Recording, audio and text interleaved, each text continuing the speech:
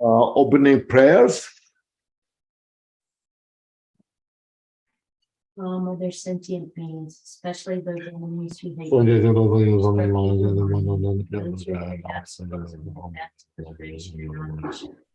may they experience happiness, be separated from suffering, establish them in the state of unsurpassed, perfect, complete, and precious beauty.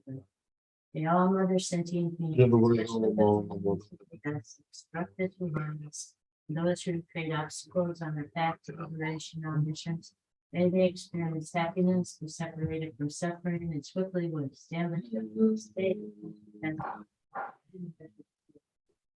all other sentient beings, especially those who those who create obstacles on their path to liberation or missions, may they experience happiness, be separated from suffering, quickly establish them in the state of unsurpassed, perfect, complete, and precious Buddhahood. Thus, until we achieve enlightenment, we perform virtuous deeds of body, speech, and mind. Perform virtuous deeds of body, speech, and mind. From now until this time tomorrow, we perform virtuous deeds of body, speech, and mind. So we attain the heart of enlightenment, we take the vision of the Buddhas, we take the vision of Dharma, and likewise in the assembly of the Bodhisattvas. These Buddhas embrace the light of press on the Bodhisattva's path. We too, for the benefit of all sentient beings, prefer bodhicitta and apply ourselves and accomplish the Buddha's.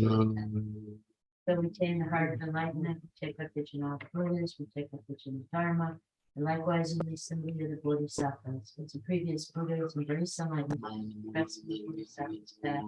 We too, for the benefit of all sentient beings, prefer the bodhicitta and apply ourselves to accomplish the stages of the path. Until we attain the heart of enlightenment, we take up vision of the Buddhas, Dharma, likewise in the assembly of the Bodhisattvas. Previous Buddhas embrace enlightened mind and progress on the Bodhisattva's path. We too, for the benefit of all sentient beings, prefer the bodhicitta. May all other sentient beings, boundless of the sky, have happiness and causes of happiness. May they be liberated from suffering and the cause of suffering. May they never be separated from happiness that is free from sorrow. May they rest in equanimity, free from attachment and aversion. May all other sentient beings, boundless of the sky, have happiness and the causes of happiness. May they be liberated from suffering and the causes of suffering. May they never be separated from happiness that is free from suffering. May they rest in equanimity, free from attachment and aversion. May all other sentient beings, boundless of the sky, have happiness and the causes of happiness. May they be liberated from suffering and the causes of suffering. May they never be separated from happiness that is free from sorrow. May they rest in equanimity, free from attachment and aversion. The ground is sprinkled with scented water and strewn with flowers, adorned with myrrh, the supreme mountain, the four continents, the sun and the moon. As a Buddha field, we offer it. May all sentient beings attain the happiness of the Buddha fields. To the lamas who possess the three kayas, we offer out at inner and secret offerings to body, wealth, and all that is visible. Please grant us the supreme realization, enlightenment. Whatever merit we have gathered through prostrations, offerings, confessing, rejoicing, beseeching, and praying, for the sake of enlightenment of all sentient beings, others we dedicate. Om Guru Deva Dakini Ratnam and Bhagavata Soha.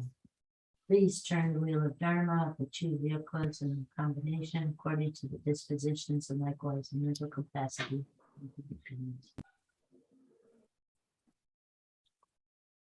Conta Jojo to Judo, no, there's a lot of Jabaka, about 20 Bambuchi, Charan Bambu, the Bertam de Tasso as Mjadon, no Judon, no Dinyan of the Jelam, no Dinyan of the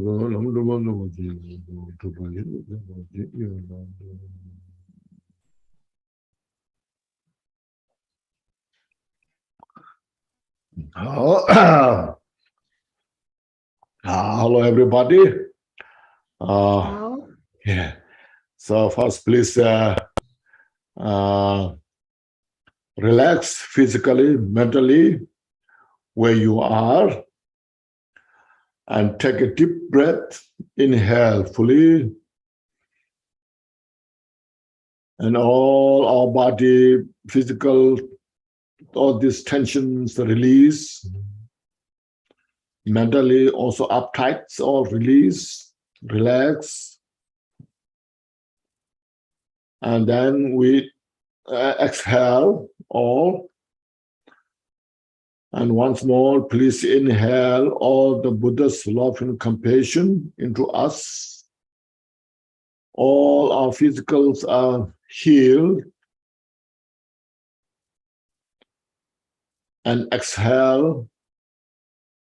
Once more, please inhale all the bodhicitta and heal our mind.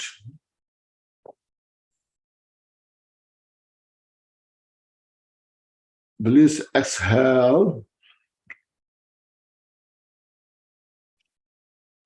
So with this state of mind, we will follow the jewel ornament of liberation, the section chapter 20, Buddhahood. So first we cultivate this mind of bodhicitta to attain Buddhahood. Today we will touch on that subject, what Buddha is about.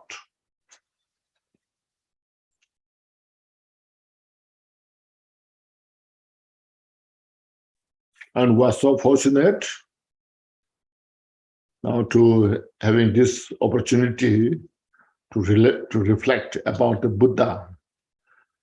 The reason because the Buddhahood is not something precious or anything, but rather it is precious because it's free from all the confusion and free from suffering.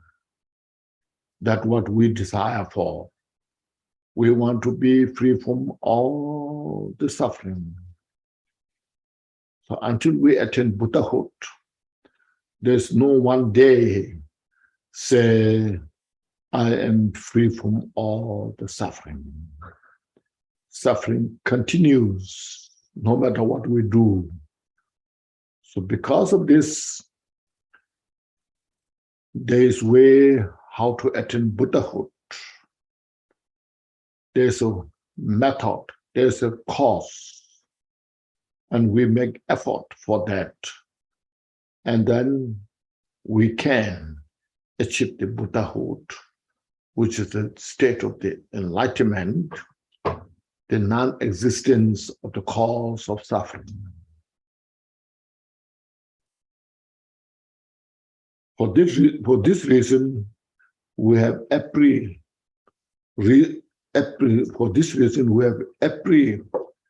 way we should rejoice, feel happy about this.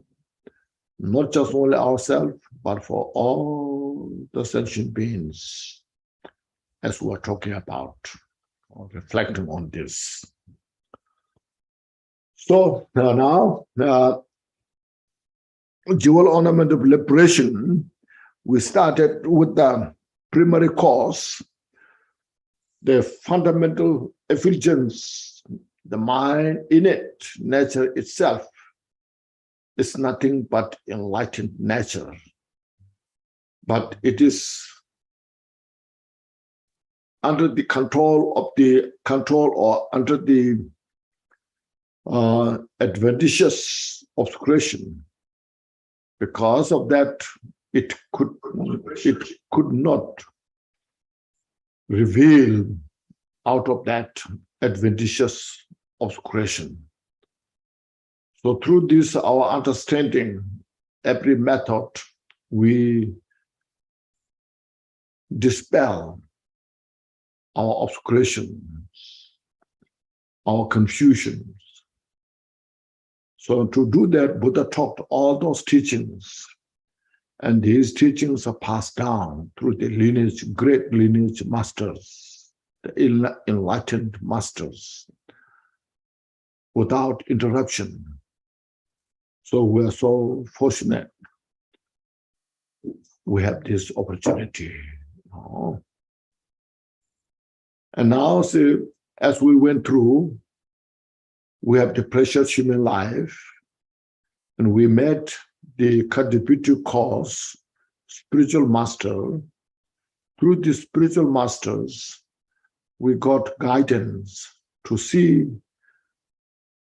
about the impermanence of every composite phenomena, including this our precious human life.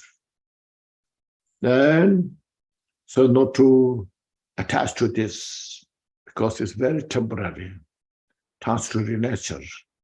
No matter how beautiful it may be, still it's very, very temporary, fragile. So we have to go beyond that. So that's why it's don't attach to this. Then as long as we're in the samsara, we're under the condition of the suffering. No matter what we do, even we may be very famous, even we may be very rich, still we are under the condition of suffering. It's not saying it's so bad, but it is something that we have to be aware of. We should acknowledge this, how it functions. So we don't attach to the samsaric pleasures. And these all are functions within the dimension of the causality. So we have to aware the causality. Causality is universal, not something somebody's belief or somebody created. It's something how everything functions. So therefore, we should make every effort to aware the causes that we're creating. So we have to go beyond the cause of samsara, cause of suffering. So it's called renouncing samsara. And also, as we desire for peace and happiness, not just for our own self, but we should develop the desire, everyone to free from suffering by developing loving kindness, compassion. So this will help that every sentient being's desire for peace and happiness. And all our well-beings depends on these every sentient beings. So that's why we have to develop these thoughts of infinite, limitless thought of loving kindness, compassion.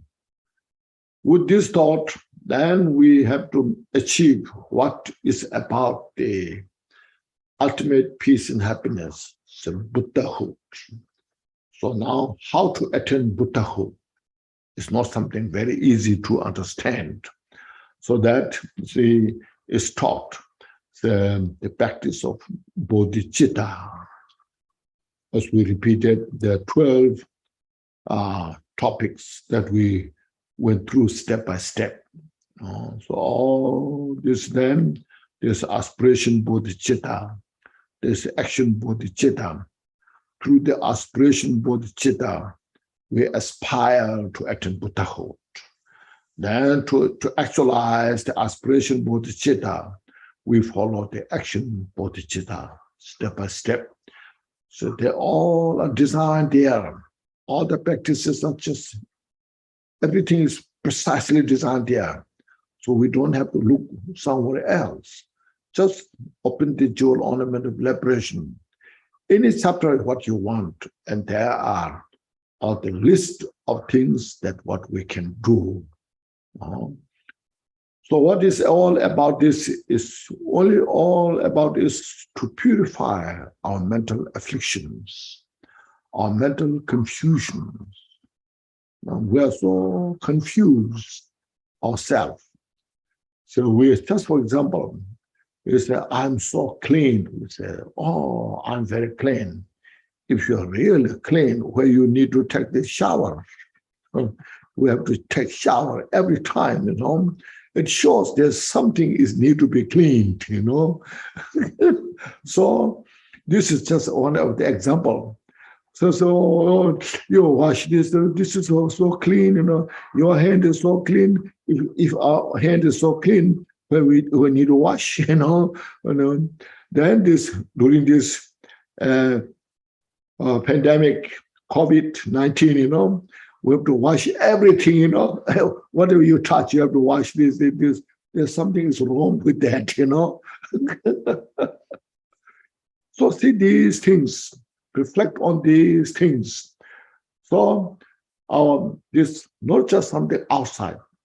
All this bacteria is produced by this mental affliction, the basic, the ignorance.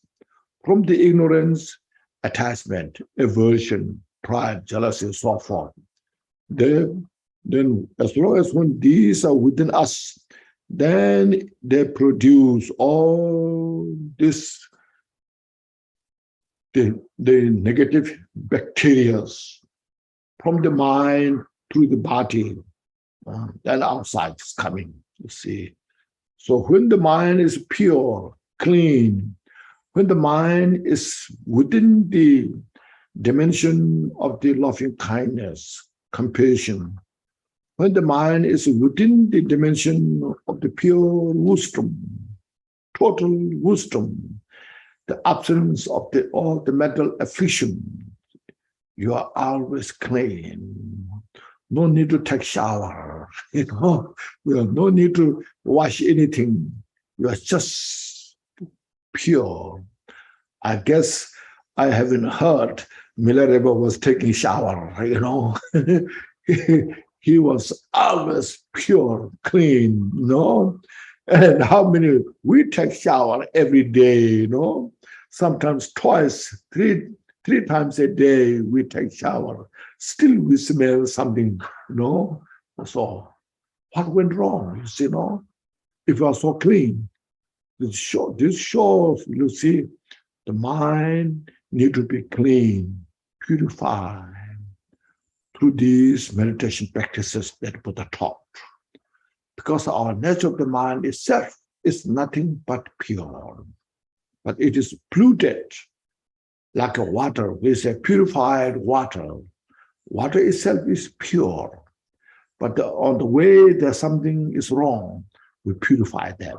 So likewise, our mind itself is nothing but pure. That we reveal the purity of the mind on the way toward the path, through the path. So that last time we went 5 paths, 10 bhumis, how to purify step by step. So you see how beautifully this book is arranged, related to, for us, that we have a clear picture how to follow the path. So now today is this Buddhahood, the perfect Buddhahood, chapter 20. So thus one attains the perfect Buddhahood of the 3 kayas by completely passing through all the paths, the 5 paths, and the bhumis, the 10 bhumis, or 11 or 13 bhumis, all this. And the lamp for the path to enlightenment is written by Atisha, In that book said, the enlightenment of a Buddha is not too far away. Means when we follow the path, purifying all our mental affliction step by step, the enlightenment is not too far. Enlightenment is within in our own mind, not outside. It's a mental journey, the mental traveling, step by step. Thus, the summary of the Buddhahood is nature.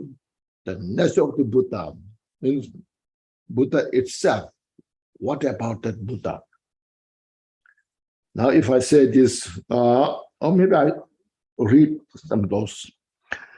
Then next, significance of the name Buddha. What means Buddha? What Buddha signifies? Buddha. Classification, division. Then division. Classification, division, definite number. There are 3 Dhammakaya, Sambhogakaya, then Manakaya, definite number. And characteristics means definition of these each classification. And special traits, all this, what the three signifies about that. These seven comprise the kayas of the complete, perfect Buddha. So kayas means body, the hip, the aggregates of the three kayas. The nature of the first, the name, the nature of complete perfect Buddha is perfect purification and perfect premortal wisdom. So these two now describes the nature of the Buddha. What means Buddha? Buddha, no. Perfect purification. The two obscurations of mental afflicting emotion or afflicting emotions and obscuration to the knowledge. So there are two obscurations. There are so many, but all brought into two categories: the afflicting emotions and obscuration of knowledge were suppressed on the bhumis and paths, and right at the Vajra-like absorption, at the end of the 10th bhumi, Bodhisattva. At that time, the Bodhisattva has a samadhi, meditative concentration, is Vajra, indestructible meditation. No any obstacles can disturb that mind. It's like Mount Meru, like absorption. They are fully abandoned without remainder. So through that meditative state, Vajra-like, indestructible, then purifies all the obscurations without remainder, totally purified. That's why we need meditation off and on. Every day in your life, we need meditation. Especially when you go to the solitude places, and there you meditate. Observe your mind, meditate.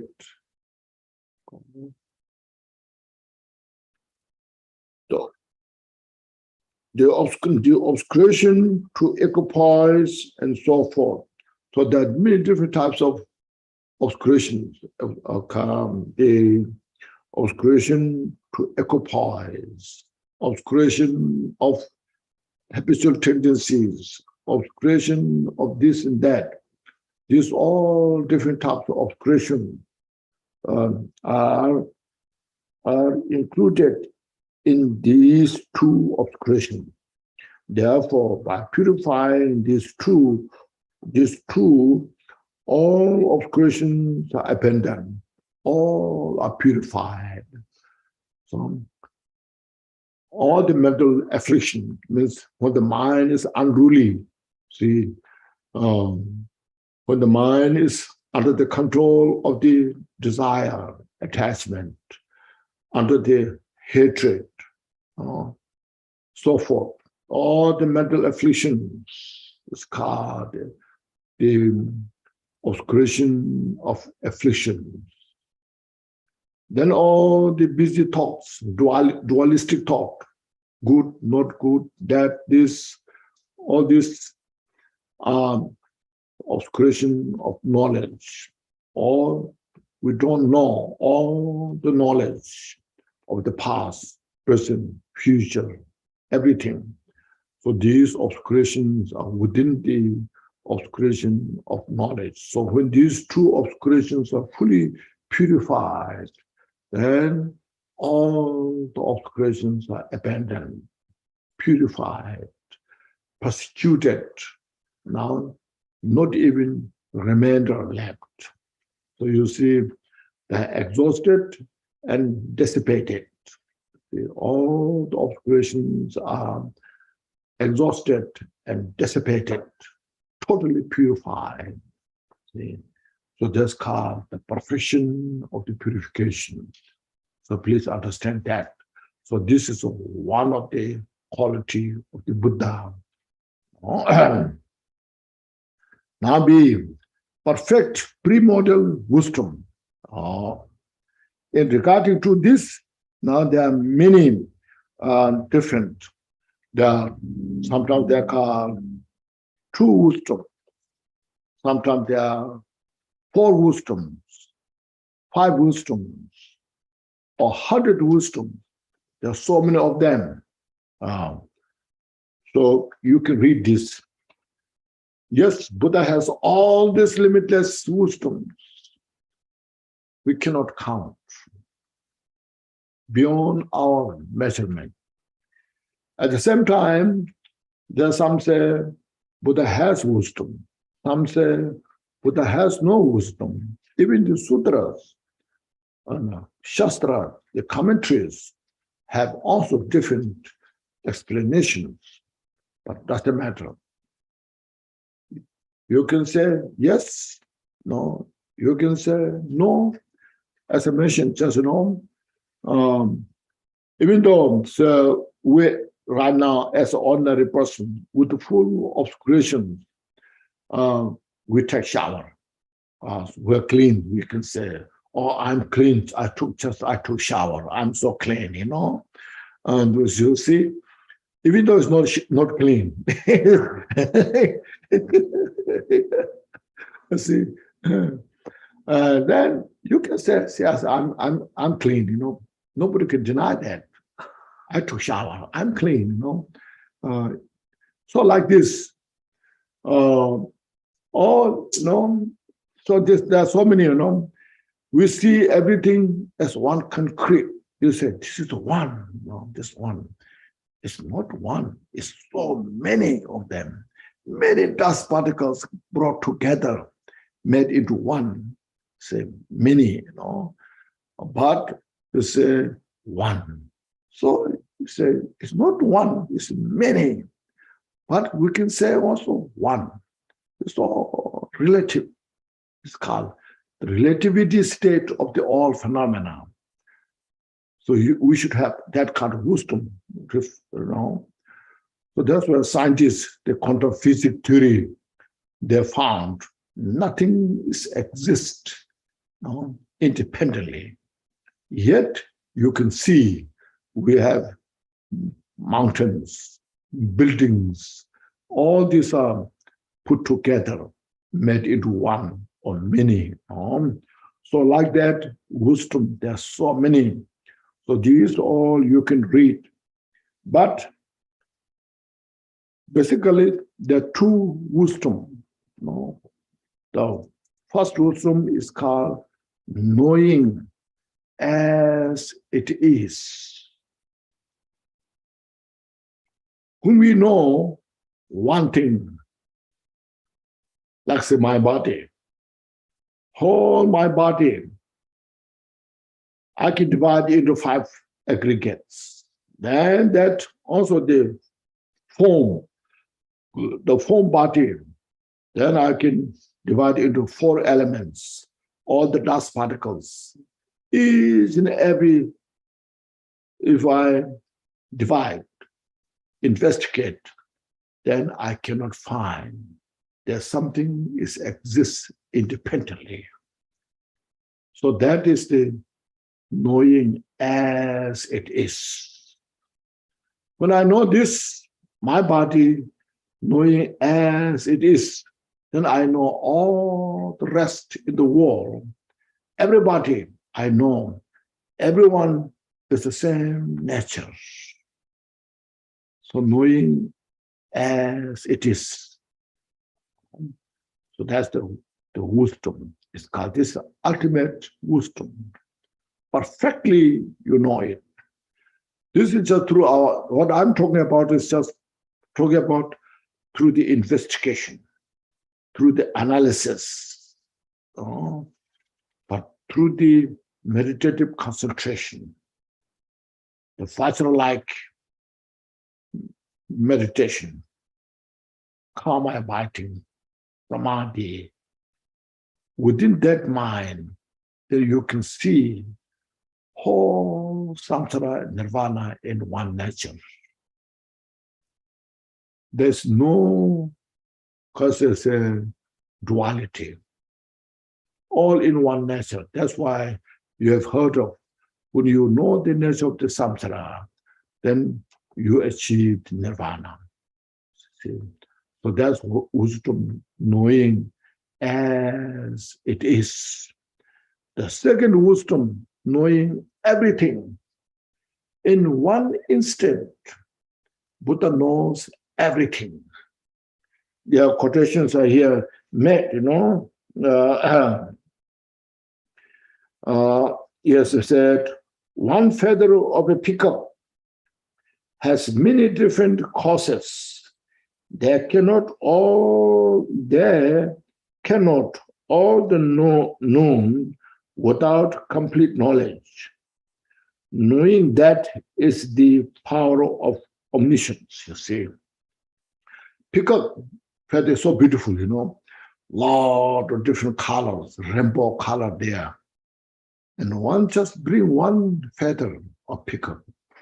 How many colors there? Each hair has a different colors, you see. So that in each has cause. See? Nothing manifests without cause. So Buddha has the wisdom to understand each cause of this feather. That understanding is through the wisdom of the omniscient. We have no idea what are the causes of these different colors of the peacock feather, but Buddha knows exactly. So Buddha knows the past, limitless past, future, limitless future. Now, 10 directions, everything in Buddha's mind, in Buddha's wisdom, so precise, clear. Nothing is missing. That's what's called knowing everything.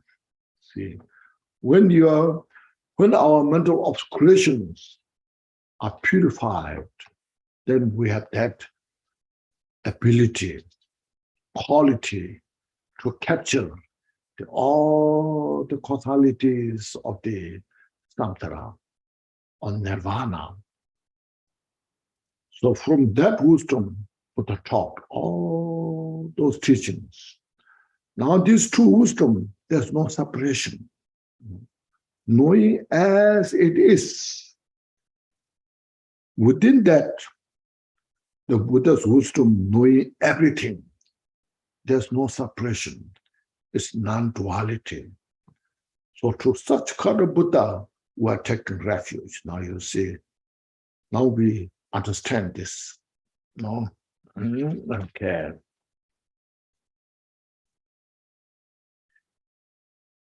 So to some people that when you read this text, some people say Buddha doesn't have omniscience of knowing as it is because there's no phenomenon that exists. Yes, that's right, as I mentioned. It's all what we see. No, it's all the nature is emptiness. Like the form is emptiness. What we see, the nature of the form, that nature itself is nothing but emptiness. From that point of view, these things are not exist. But it doesn't contradict the emptiness is the form. So everything manifests from the emptiness. From that point of view, so Buddha knows everything. So please understand, there's no contradiction. At the end, everything is within the non-duality nature. That non-duality nature itself is also empty. That emptiness itself is non-duality. So this, when we have this kind of wisdom, then there's no place for the delusions can function, can exist. All the delusions are totally taken care of, persecuted, all purified. See? So that place is naturally peace, the total peace and happiness. That's what we're starting practicing to actualize.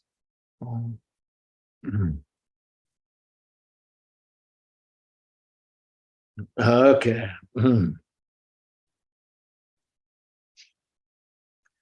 Now then we just maybe read, if you have the same page, 285, down there, Kadamba's position.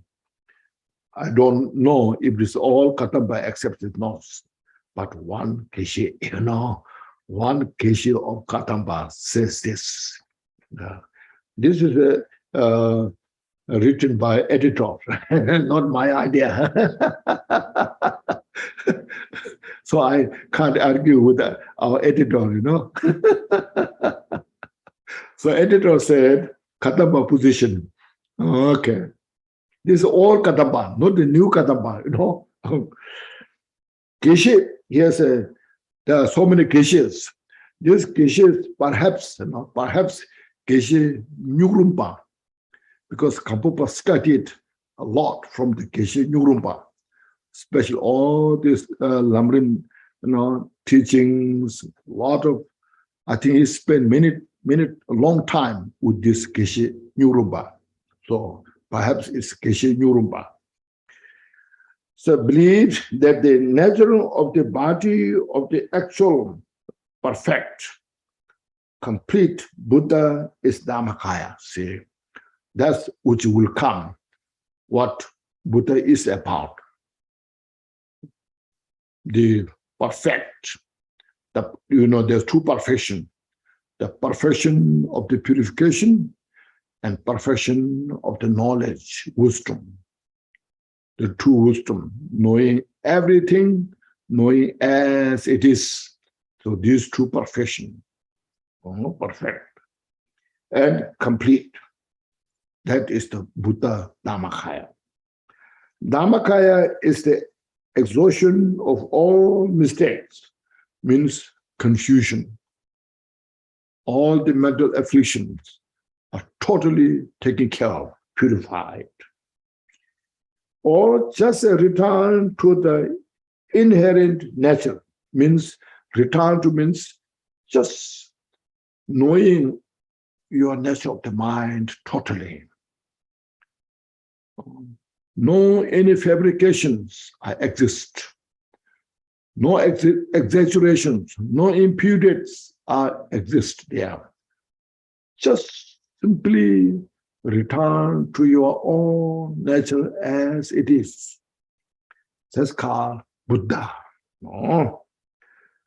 But these are just labels. So all those are just labels. In reality, Dhammakaya is unborn. Dhammakaya is unborn because as it is, free from liberation, there's nothing to elaborate. The ornament of Mahayana Sutra says by Maitreya, so liberation is just the exhaustion of confusion, you see. Liberation, we liberate means when all the confusions are exhausted, so you are liberated. Therefore, the Buddha is Dhammakaya. So the Buddha, what we identify is the Dhammakaya. Since Dhammakaya is unborn and free from liberation, it cannot possess premortal wisdom. So say now is one partial we cannot say it's the primordial wisdom. In that case, you might say this contradicts the two primordial wisdom as stated in the sutras. In the sutra, they say, in the sutra it says the two wisdoms, wisdom knowing as it is and wisdom knowing everything. But it doesn't contradict. When the I consciousness is stimulated by a blue object, one say, I saw blue. When you see a flower, a blue flower, so that blue flower as an object, it brings it into your eyes. Then you say, I saw the blue. So your consciousness turned into blue from this flower. I saw this. It doesn't mean your eyes are blue, no, but because the blue flower that stimulates your consciousness as blue. Likewise, that primordial wisdom which transformed into the Dharma Dhatu, Dharma expands, Dharma spheres, is called the wisdom of actualizing reality as it is. This knowledge of actualizing all phenomena is relative. So it is laid out in dependence on the perception of the trainees. So trainee means Dharma practitioner. All the sentient beings are the Dharma practitioner, the trainees. So depending to the training, depend to the practitioner, depend to the followers. So from their point of view, then you see, from that point of view, so not from the Buddhist point of, from the Buddha's point of view, it's not from the Buddha's point of view, from the point of view of sentient beings, if you accept that way, it's comfortable. Because Buddha is free from all the perception, label. Buddha is totally free. Cannot say this and that. But from the point of view of the sentient beings, then the Buddha has true wisdom. The wisdom of knowing as it is, wisdom knowing everything. See? Now next, there's called Milarepa's position. This is Milarepa position now regarding primordial wisdom. Okay.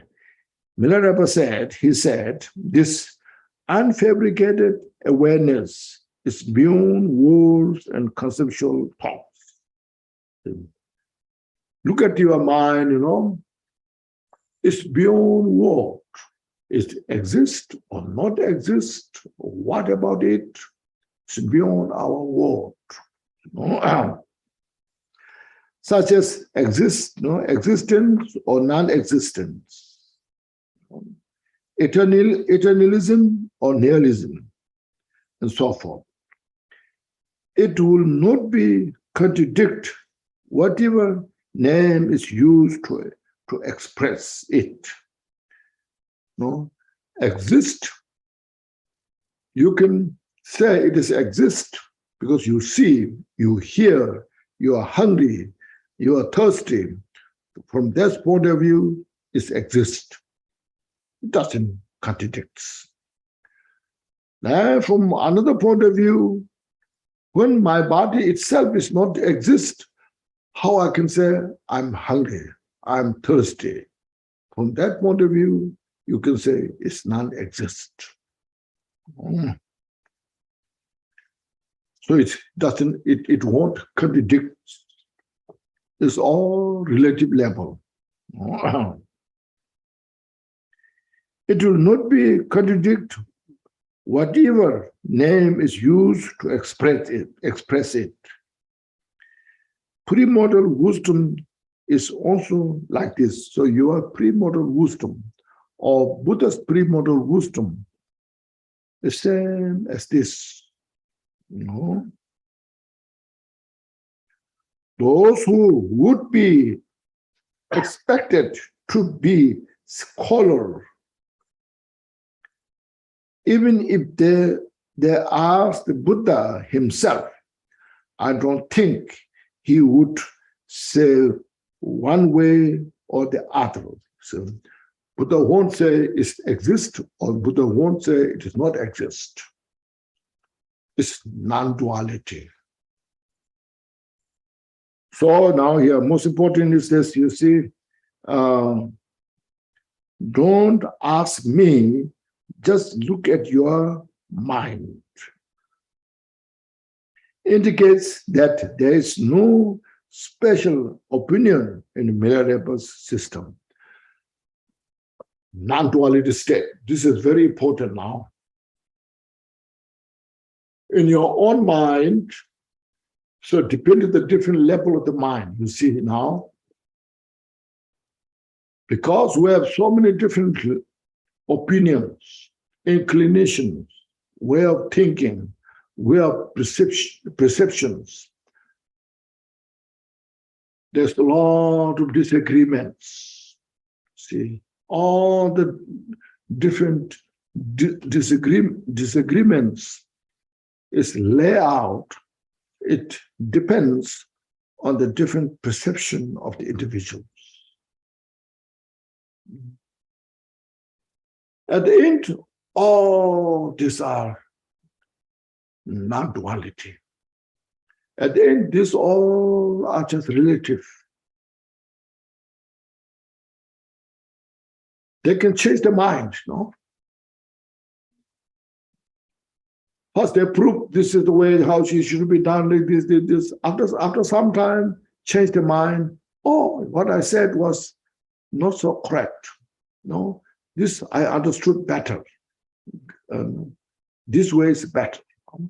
So you can change your mind because your perception is changing.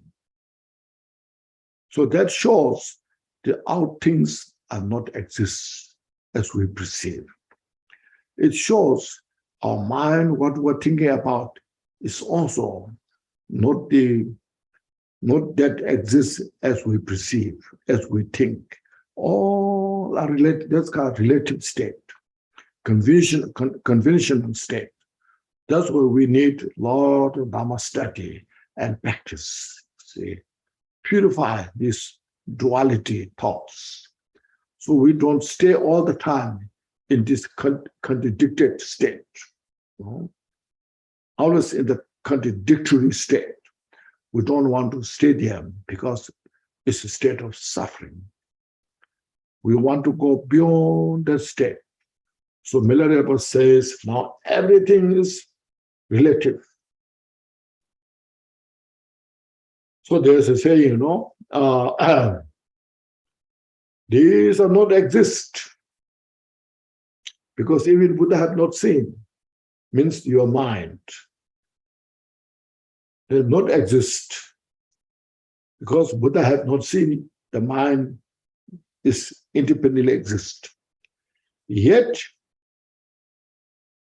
is nor none exists, nor none exist, because it's the foundation of the samsara and nirvana.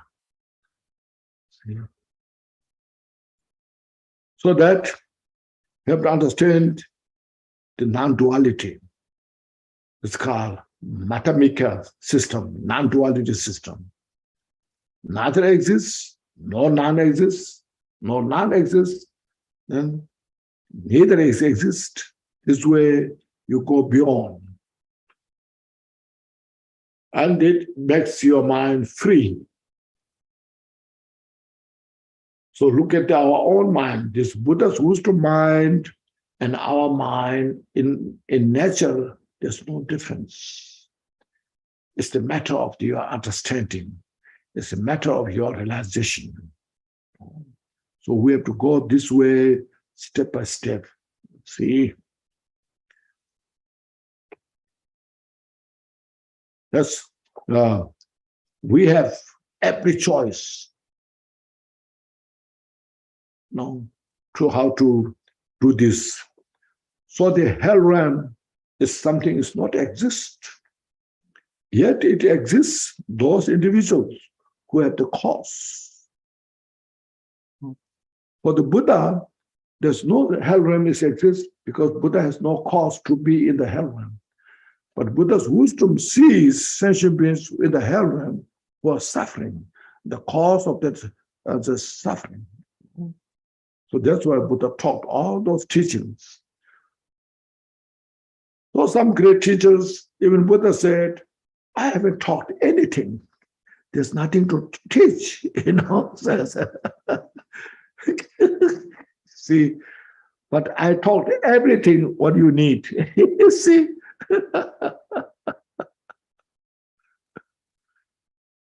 This is the play of the relative state. Buddha taught nothing because there's nothing to teach. Okay, everything is delusion. There's nothing to teach. At the same time, Buddha taught everything how to free from the delusion. See?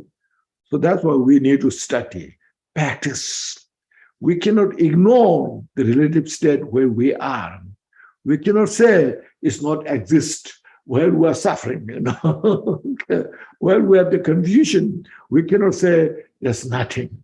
We are confused, So this is very profound. That's why it's called profound, inexpressible. See? And now that I will read that, you see. Therefore, the nature of the Buddha is perfect. See, perfect purification and perfect premortal wisdom. So this shows the Buddha is perfect in the purification, and Buddha is perfect in the realization of the premortal wisdom. Yeah. The answer past Tantra says, Buddhahood is indivisible, yet one can categorize it according to the quality of purity. The two qualities, the premortal wisdom and freedom, comparable to the sun and the sky. Here, sun is the accomplishment, the perfect wisdom, and the sky is the perfect purification. Okay.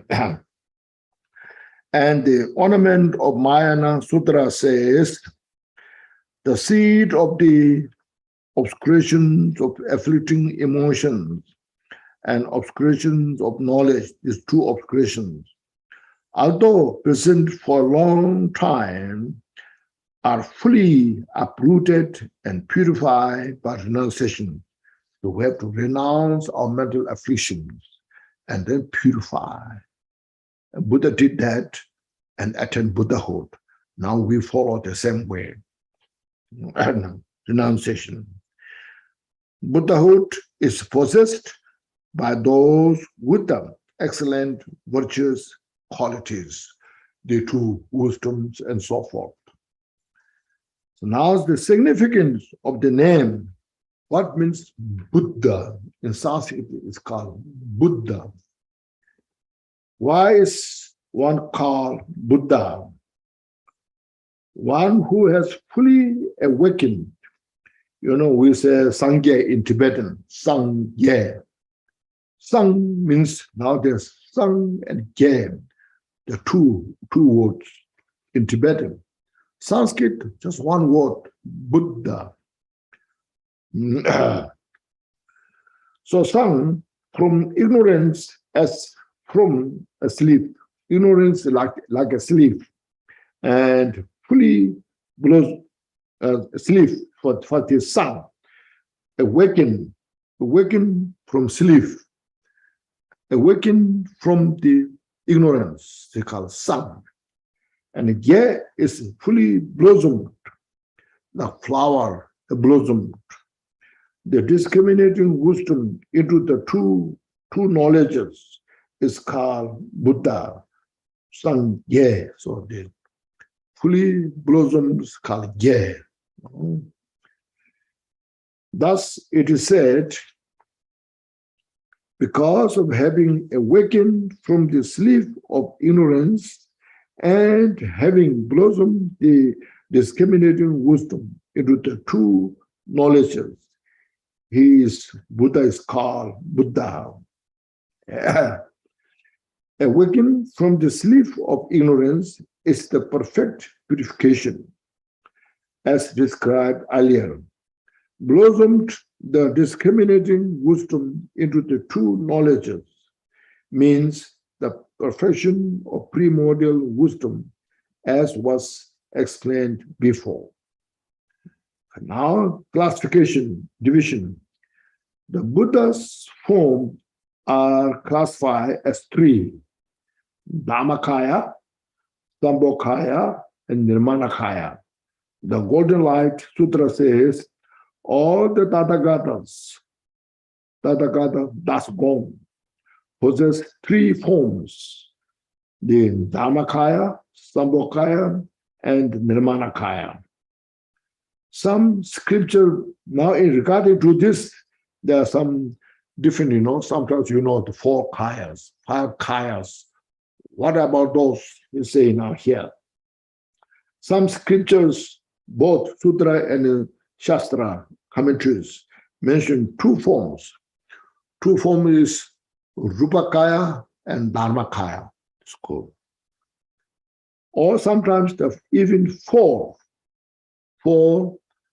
you see, Dhammakaya, Sambhogakaya, Nirmanakaya, Swabhavika four. And sometimes five. Above the Swabhavika, there's called Great Bliss Kaya, Devachiduku. Even though they say that all the forms are included under these three, whether you say 2, whether you say 4, 5, 100, but they are included within the three kayas, three bodies. The ornament of Mahayana Sutras mentions, one should understand that all forms of Buddha are included in the three. Okay. So this is the classification, the division. Now the definition of each of these kayas. Dhammakaya is the identity of the actual Buddha. So Dhammakaya, what means that's what identify Buddha. As earlier mentioned, the perfection of the purification, the perfection of the wisdom, primordial wisdom. That's the Buddha. Okay, so it's called Dhammakaya. Has no form. Yeah. 8,000 Sutras, stanza perfection of wisdom says, one should not see the Buddha as the form body. The Tathagata, thus gone, is Dhammakaya. The king of meditative absorption sutras, Samadhi Raja Sutra mentions, one should not see the victorious, means Buddha, as the form bodies. The true form, so these are now Dhammakaya explains. No? Dhammakaya is explained that way. So Dhammakaya is total perfection of the wisdom, no form. Yeah. That's the nature of the space. Now the true form bodies should be understood to manifest through the combination of these three. So two forms means Sambhogakaya and Nirmanakaya. Those are the two forms. So they manifest through these three reasons, interdependent. A magnificent blessing of the Dharmakaya. Because of Dharmakaya, the two forms manifest. B, the profession of the trainees, projection, sorry. The projection of the trainees is the sentient beings, their projection, how they perceive. Every individual has their own different projection. They see things differently. So according to the training, sentient beings' projection, then Buddha appears. Third, the C, previous devoted aspiration prayers. This means means bodhicitta. Buddha, on the way to Buddhahood, practiced bodhicitta to benefit all sentient beings without exception. So because the perfection of the bodhicitta, sentient beings can see Buddha. So by these three conditions, not just one, three conditions required to see the Buddha. Now I'll read this. A, furthermore, if they appeared only through the magnificent blessing of Dharmakaya or Dharmadhatu. Dharmadhatu means Dharmakaya. Dharmadhatu is mentioned Dharma sphere. Dharma expand, infinite, that Dharmakaya. Then if it is only from the Dharmakaya, Dharmadhatu, and every sentient being is pervaded with the Dharmakaya.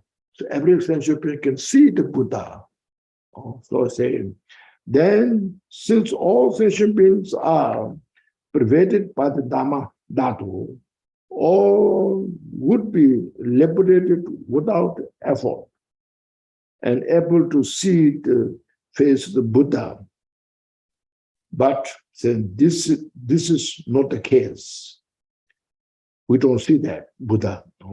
Therefore, they are not appear only by the magnificent blessings of the Dharmadhatu. If the form bodies were solely the projection of the trainees, sentient beings, if it is only because of sentient beings, it is an error to project an appearance which does not exist. Since all sentient beings now have been acting in the error since these are things, the two sins we should make a little word different. Since all sentient beings have been acting in these errors instead of sins, therefore, beginner's time,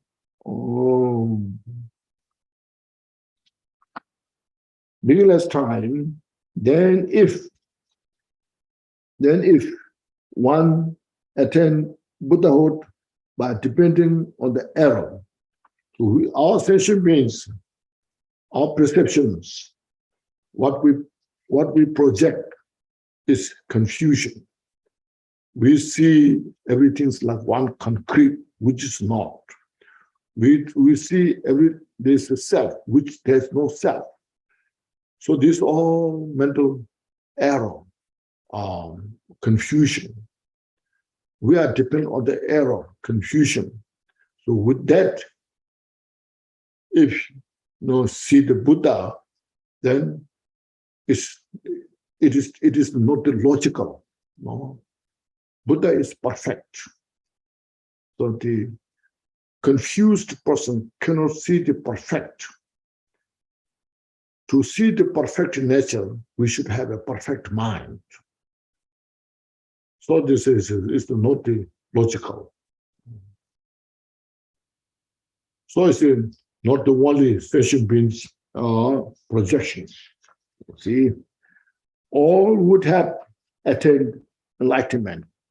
If our confused sentient beings' projections can project Buddha, then we would have now seen Buddha by now. That is not the case, because the confused mind cannot see the perfect nature.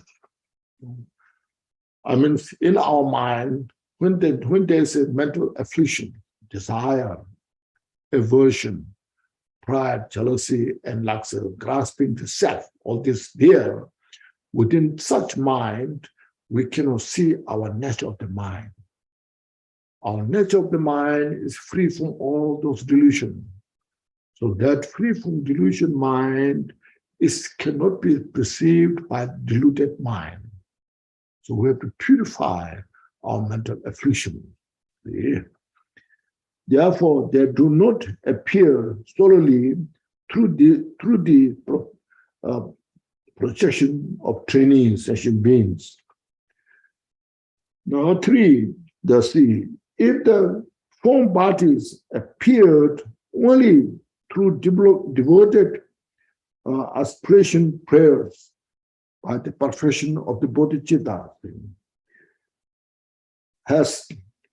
has complete, perfect Buddha mastered devoted aspiration prayer or not? There is saying whether Buddha is perfected the practice of bodhicitta or not. So yes, Buddha is perfected bodhicitta. Oh.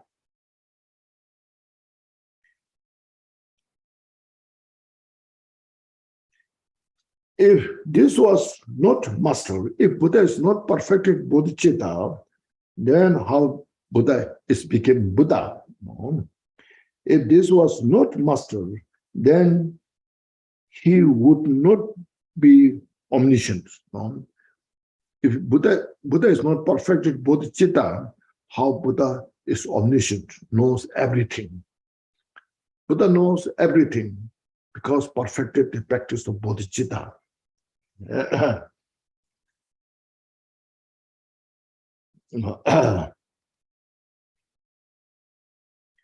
If this was mastered, if Buddha was perfected bodhicitta, then all sentient beings should be liberated without effort, just by his devoted aspiration prayers. So when Buddha said, may all sentient beings free from suffering, they should have achieved that. But that also doesn't happen. Because such prayers are made without partiality. Buddha made this prayer without any partial, without dubious, without prejudice. Buddha made prayers for every sentient being. This is not the case, but this is also not. Buddha said all the time prayers, but still wear the samsara. Therefore, they also do not appear solely through the devoted aspiration prayers. So all these 3 has to come together. That's called Buddha's body is interdependent to manifest in the world. We need to have our own purification. See things right. Reduce our ignorance, confusion. Then Buddha's compassion, perfection, bodhicitta. And by the blessings of the Dharma Dhatu or the Dharmakaya, when this all 3 come together, then we have a chance to see Buddha. Then we have a chance to become Buddha.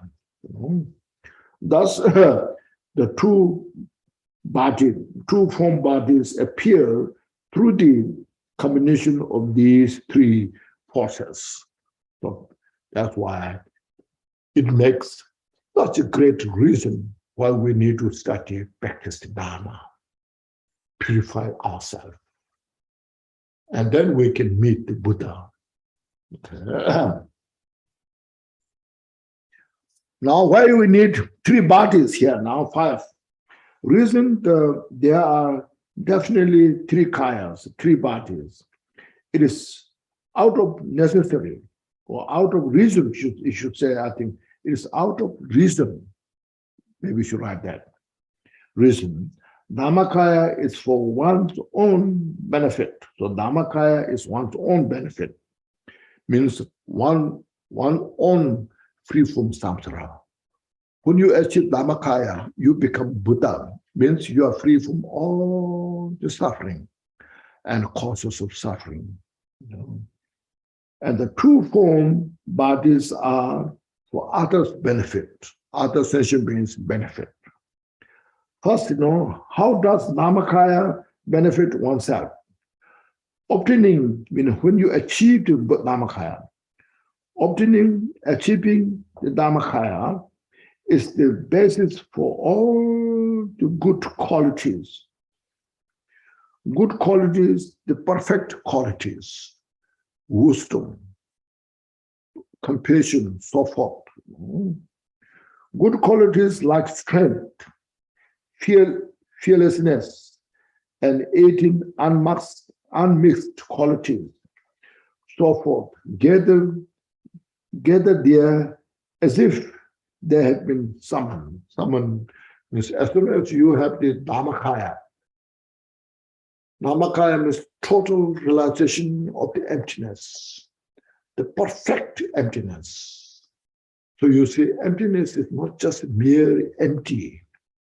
Here, emptiness is the space.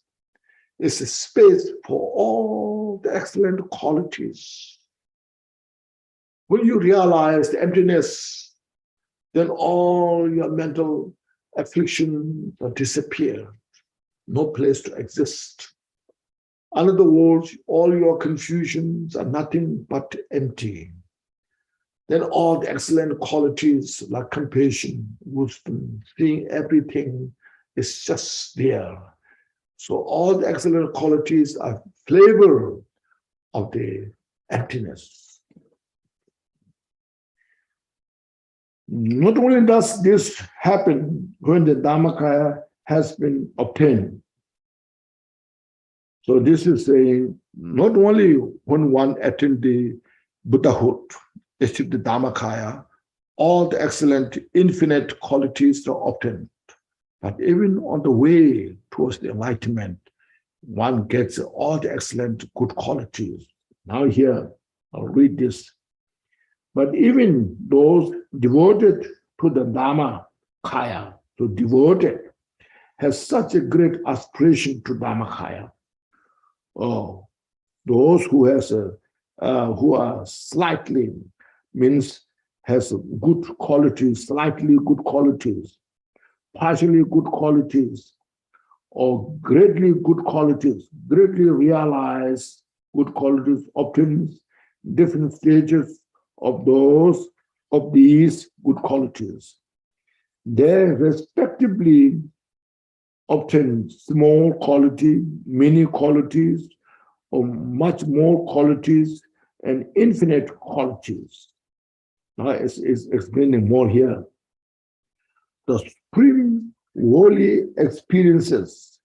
This is the, the five parts. First, part of accumulation, the part of preparation. During the part of preparation, there are four stages, you see. The last stage is called supremely holy, supreme holy experience, very close to enlightenment, but not yet, but have such experience. Such experience that individual has, part of preparation, experiences. All the perfect, during that time, supreme holy experiences, all the perfect power, clairvoyance, and meditative absorption, and so forth, are achieved through devotion to Dhammakaya. See, one who has meditation, now you should see the meditation of absorption. equipoise, such powerful. Even though you are not free from samsara, but very close of the experience of the emptiness. You see everything's just nothing but illusory nature.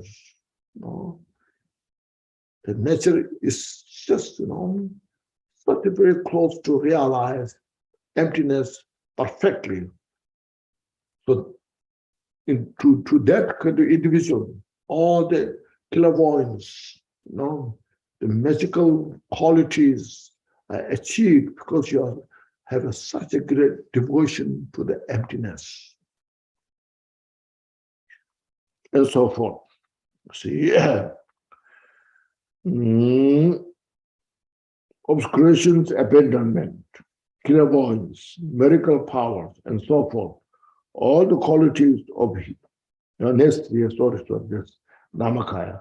This obscuration of abandonment, clairvoyance, miracle powers, and so forth. All the qualities the hearer arhats, are achieved by slight realization of the Dhammakaya. He has realized the selflessness. The selflessness means the self, what we're grasping in nature is nothing but empty. Directly realize there's no such thing, self exists. So forth. The five aggregates, the nature is emptiness. So no, the hero, the Sharavaka Arhat.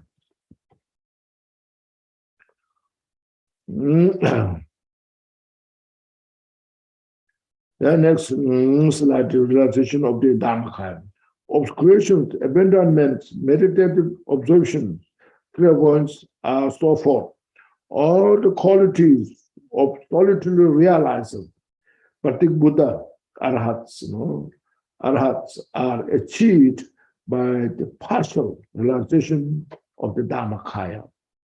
The next, obscuration, abandonment, the obscuration, abandonment, meditative observation, clairvoyance, and so forth. All the qualities of the Bodhisattva. This Bodhisattva from first bhumi to the 10th bhumi,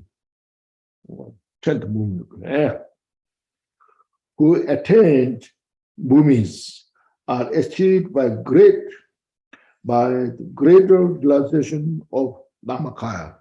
So Bodhisattva, those 8th, 9th, 10th bhumi has a limitless qualities so much because of their realization of the emptiness, non-duality nature of the samsara and nirvana. So you see, Dhammakaya, who attains the Buddhahood, who perfected the realization of the emptiness. Not only Buddha, even those who are meditating on this step by step, you get all the benefit.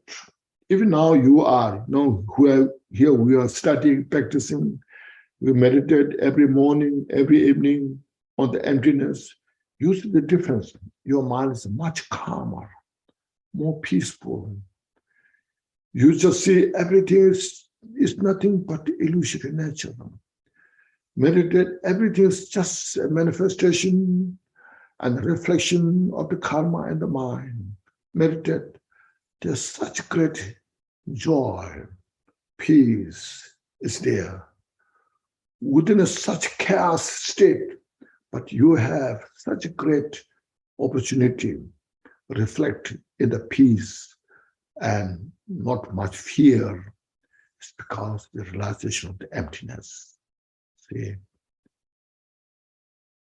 you can see that the great Bodhisattvas, as mentioned before, have no fear because of the realization of the emptiness.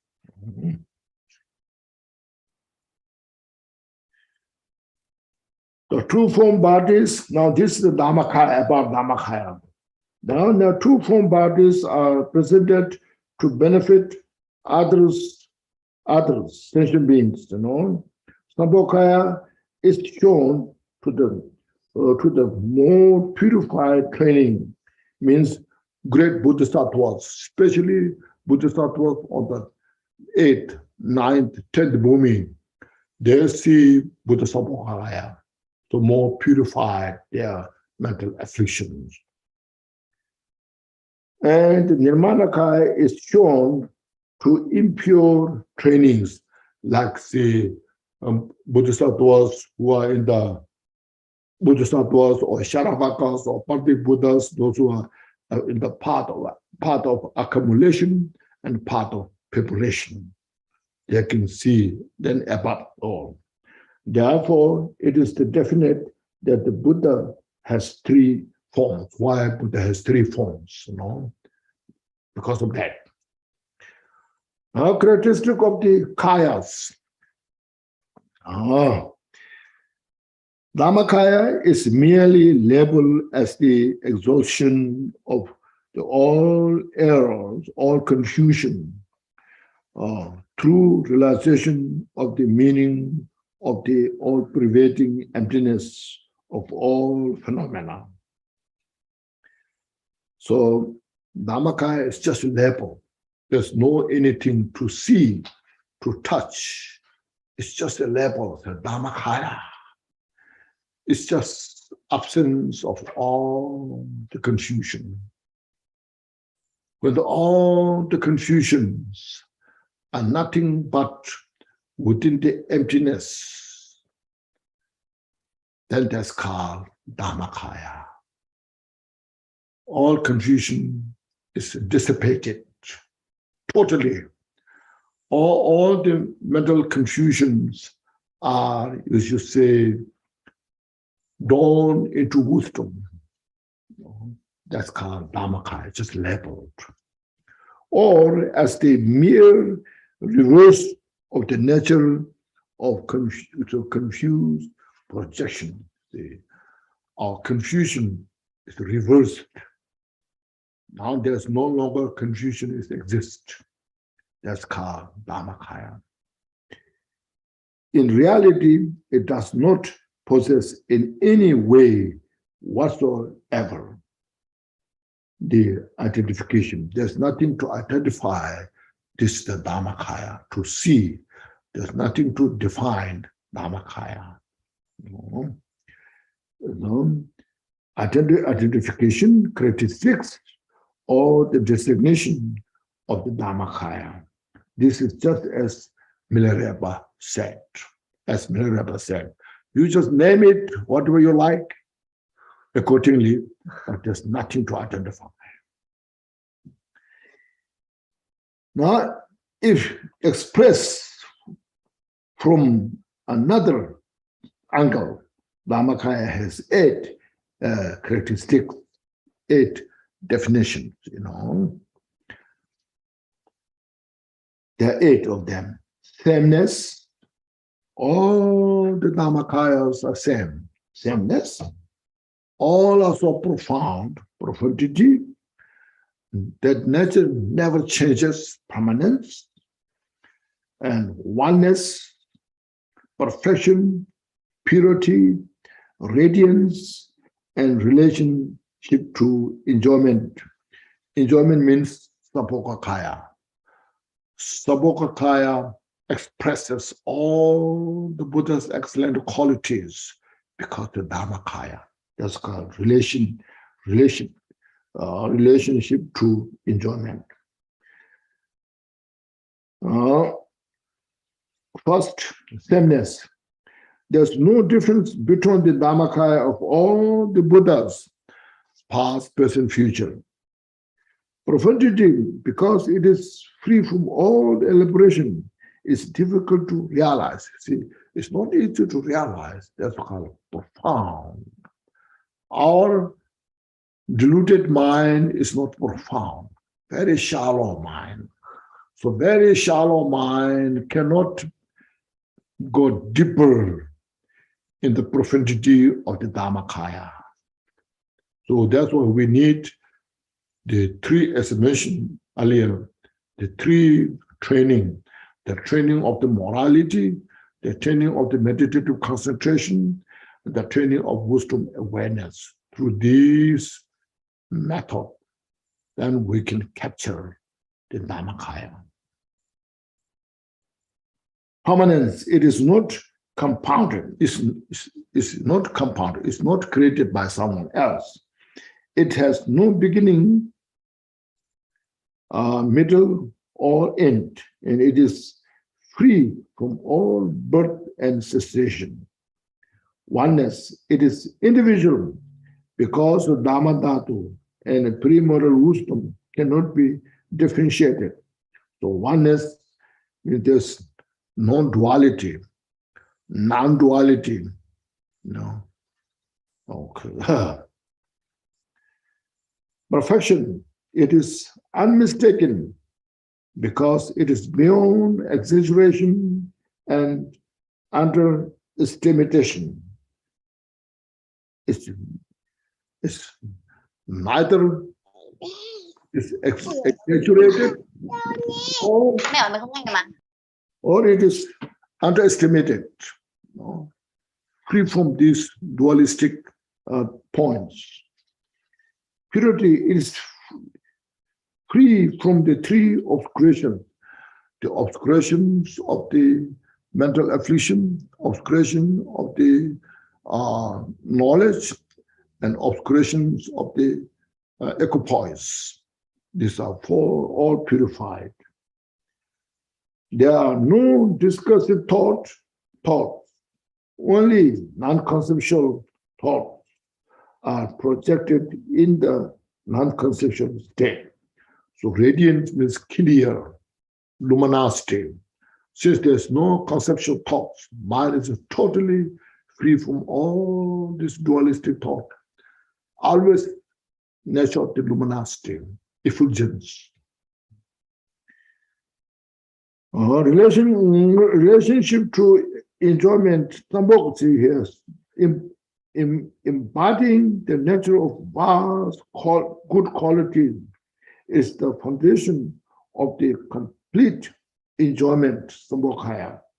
The unsurpassed Tantra says, now yes, you see, this is the Buddhahood, total, see, enlightenment, the fruition.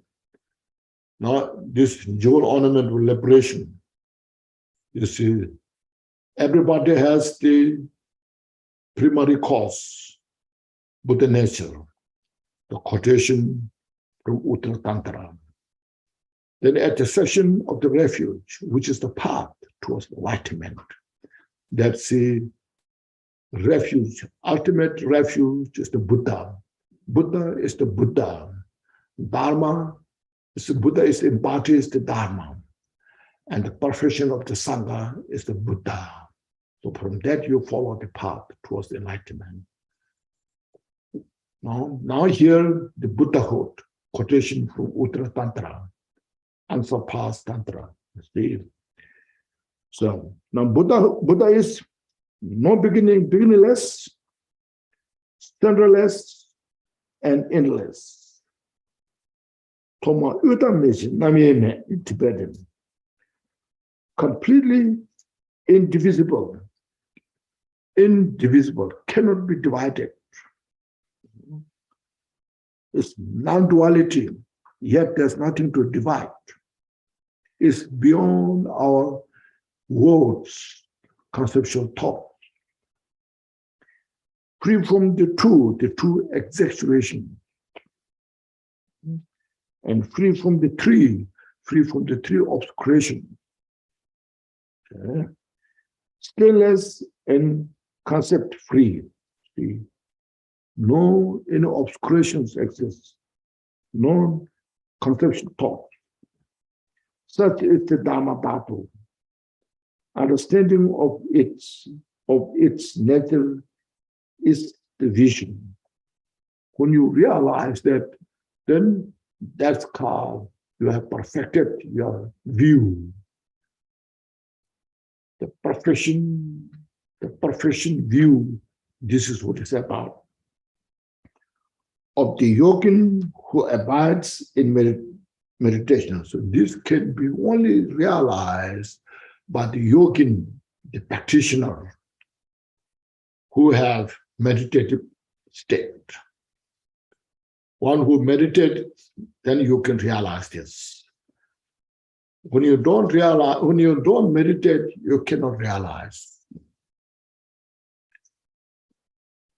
On the Ornament of Mind Sutra says, the natural body means Dhammakaya, is sameness, subtle, and related to enjoyment, Sambhokaya. Okay. So this is about the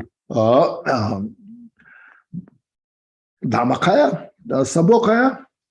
Sambhokaya has also 8 characteristics: surrounding, field, form, marks, dharma, activities, spontaneity, and naturally non-existent.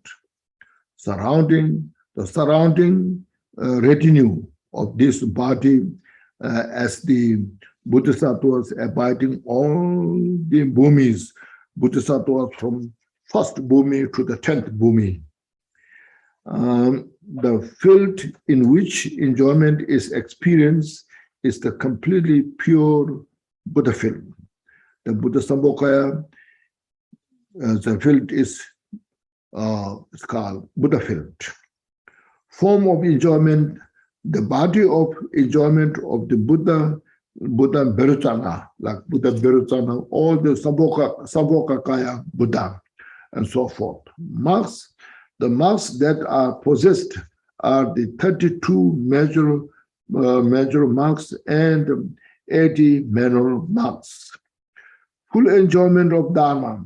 The full enjoyment of Dharma is the complete Mahayana teaching. Buddha and all the Bodhisattvas, they enjoyed Mahayana teaching, especially prophesizing the Bodhisattvas for the future Buddhahood. Activities are prophesizing the Bodhisattvas, enlightenment, and so forth. Spontaneity, all the activities and so forth are free from effort.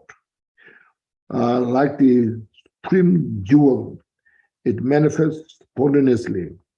Naturally,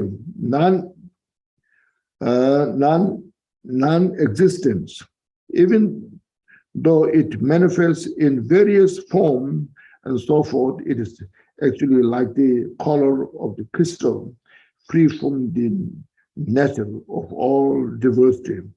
The Ornament of Mind Sutra says, Sambhokaya in all the Buddha fields is differentiated by the gatherings, Bodhisattvas, gatherings surrounding Bodhisattvas. Field, Buddha field, marks, 32 marks so forth. Form, the Sambhokaya, complete enjoyment of the Dhamma Mahayana and activities. Also the ornament of clear realization, Abhisamaya Anankara, being master of the 32 major and 80 minor marks, and because of it enjoys the Mahayana teaching, it is called the Sambhokaya of the sage. Nirmanakaya also has 8 characteristics: basis, cause, field, time, nature, in engaging, measuring, and liberating. Its basis is the Dhammakaya, which is unmovable. Dhammakaya. Cause, it arises from the great compassionate wish to benefit all sentient beings. So the connection between Buddha and sentient beings are compassion. Its fields are the fully pure and fully impure field. Buddha Nirmanakaya manifests to the impure field as well as pure field. It is unceasing for the long as the world exists. Time frame, Buddha manifests without ceasing until the end of samsara. Nature, it manifests in 3 forms. The artistic emanation is expert in all the various arts, such as playing the flute and so forth. The birth emanation, because the birth emanation manifests various inferior bodies like a rabbit or any animals, and so forth. The superior emanation descends from Tushita, heaven, enters the mother's womb, and so forth, until it passes into nirvana. The Ornament of Mind Sutra says that this emanation body of the Buddha is a great method for full liberation, which manifests constantly as an artist's birth, great enlightenment, and parinirvana. The answer pass to Tantra says, through various forms,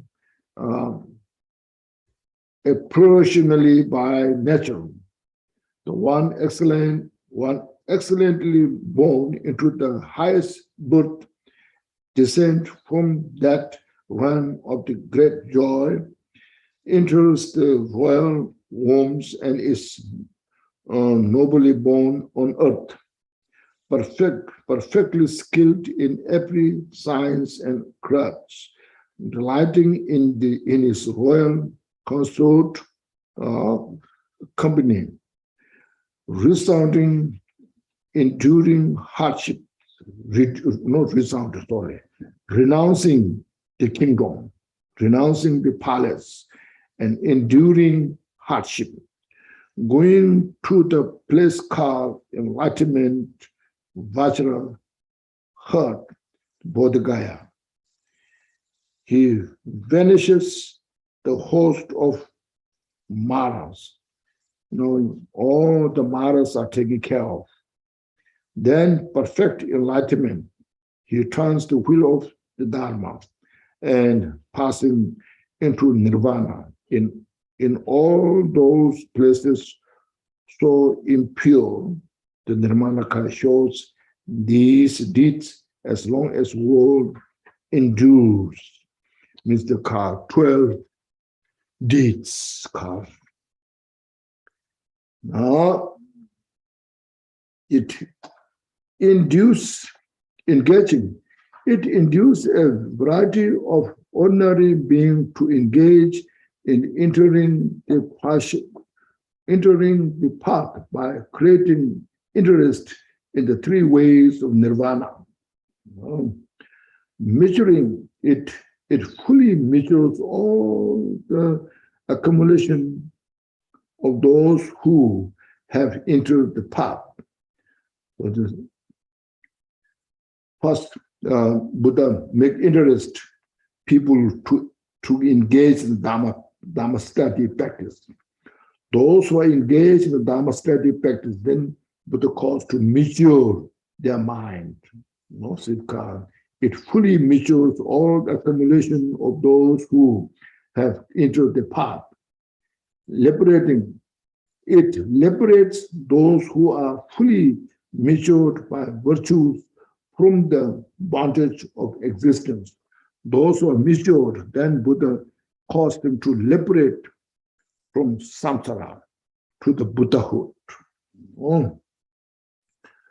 The Ansappas Tantra says, this form causes, the Nirmanakaya form, causes beings to enter into the path of nirvana, become fully mature.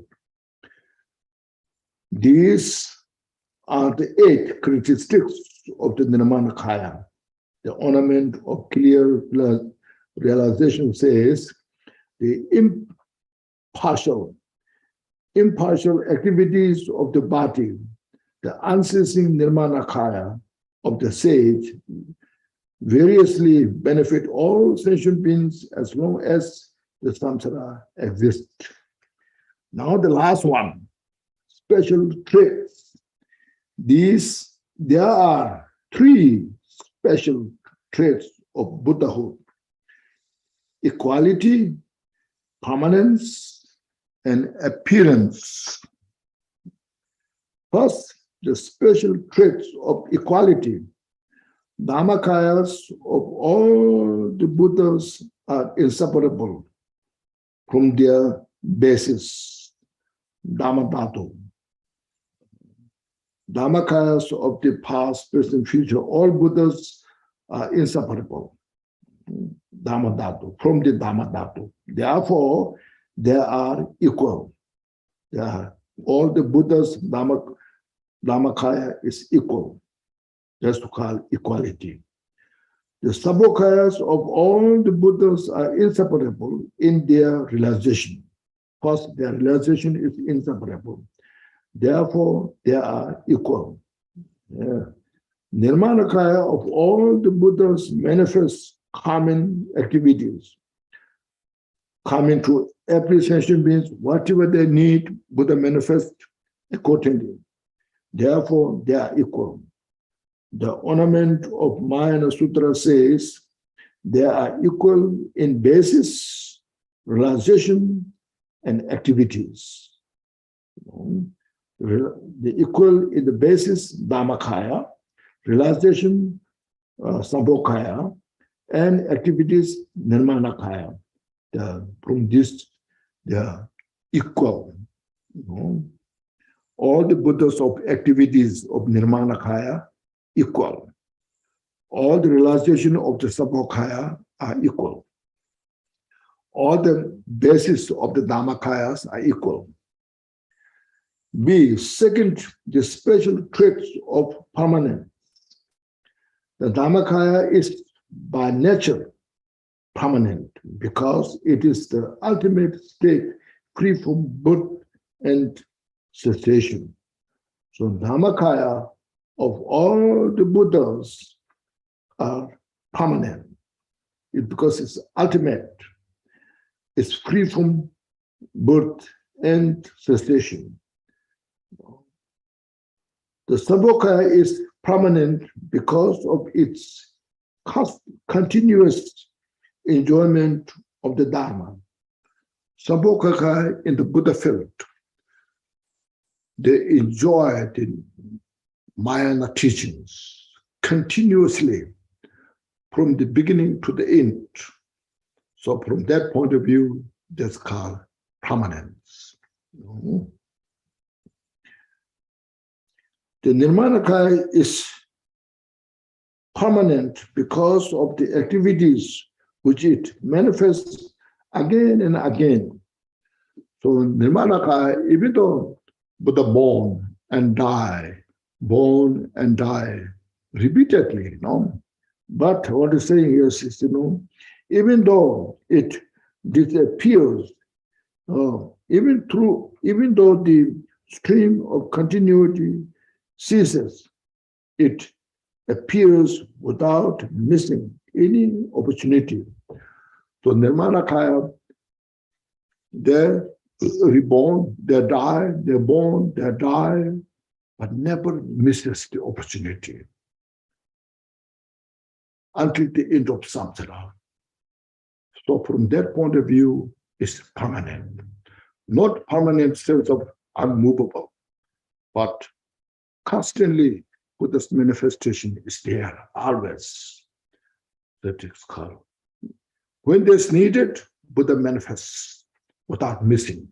So from that point of view, it's permanent. Now you see where we're taking refuge in the Buddha,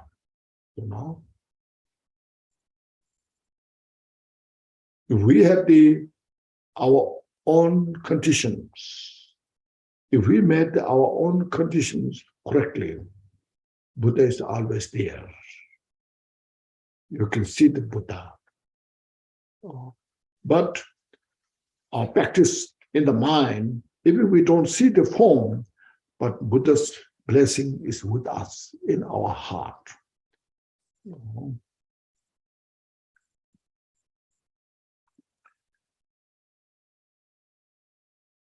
So it appears without missing any opportunity.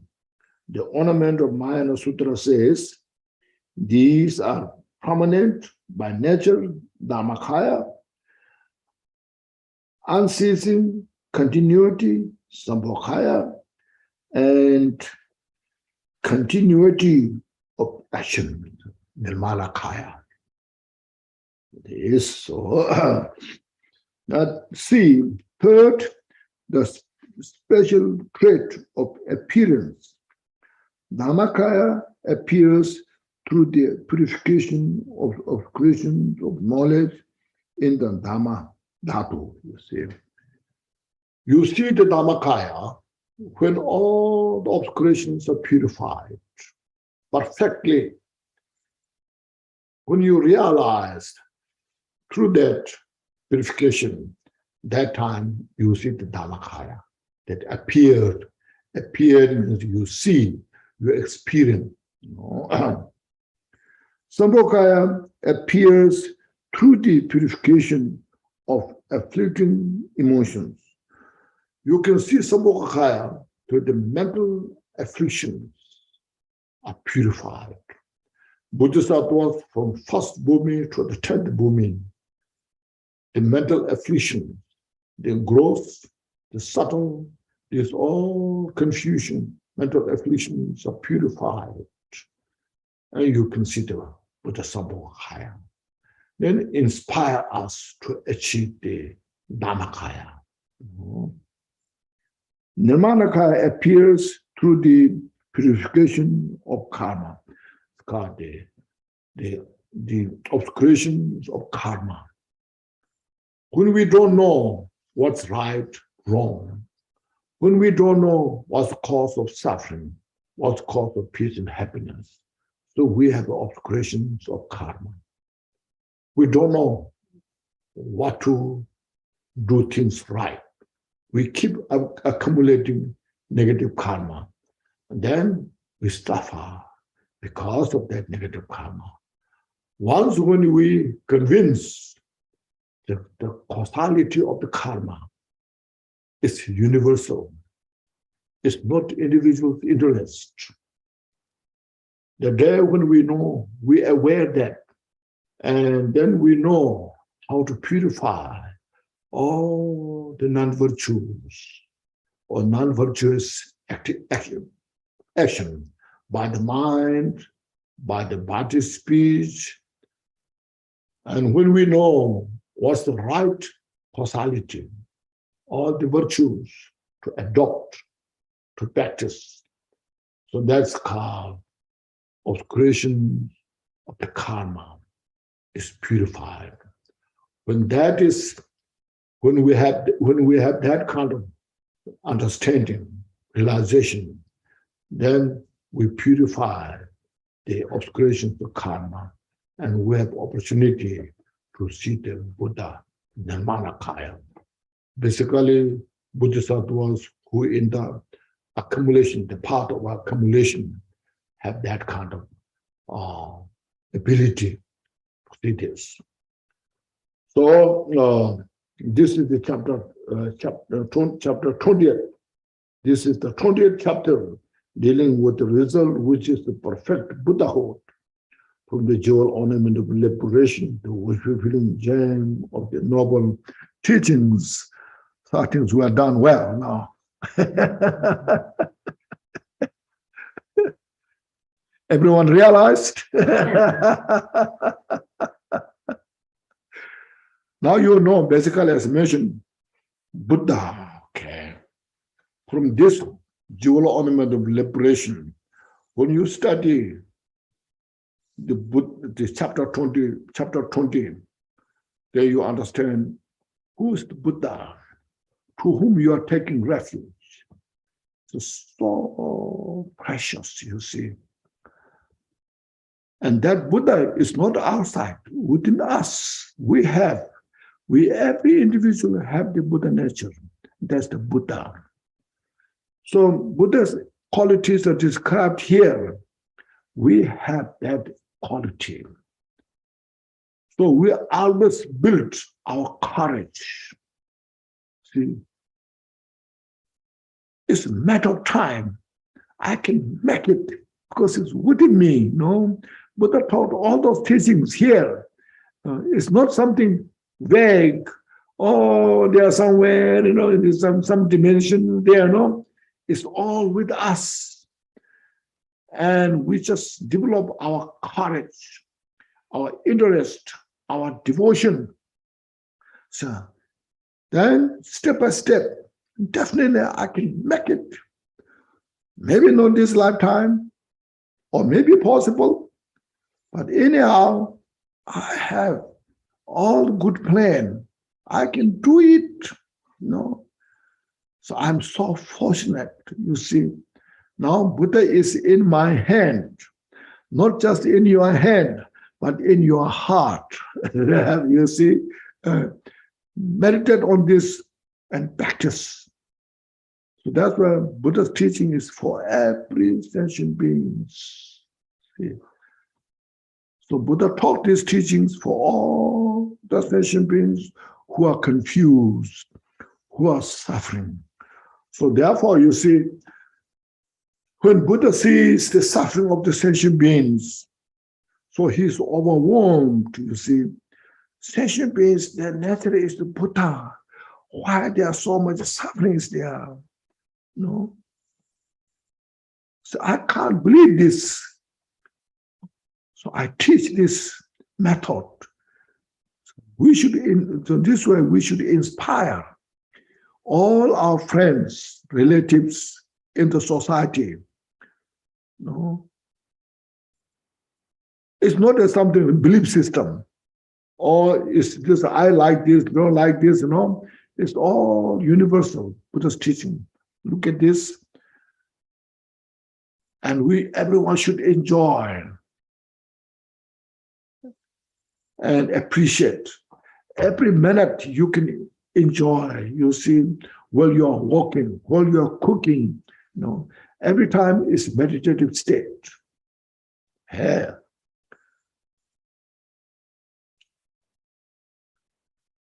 Now, anyone has any questions or suggestions? I have a question, Kenshin-la. Yes. You talked about the Dharmakaya as inseparable from the basis Dharma Dhatu. Yes. And I'm wondering what that basis is, because I've also heard of Vajra Dhatu. And is there a difference?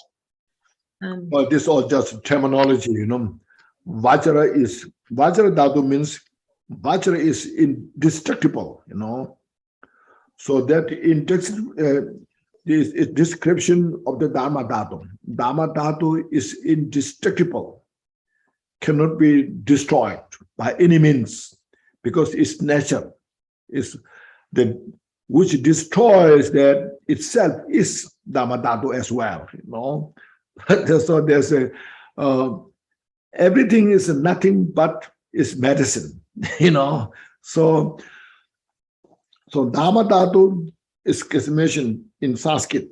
Dharma, here Dharma means all pervading Dharma, phenomena. All phenomena is Dhatu is pervading, the pervading phenomena of the emptiness. So here you can say Dharma is emptiness, that emptiness pervades all the phenomena.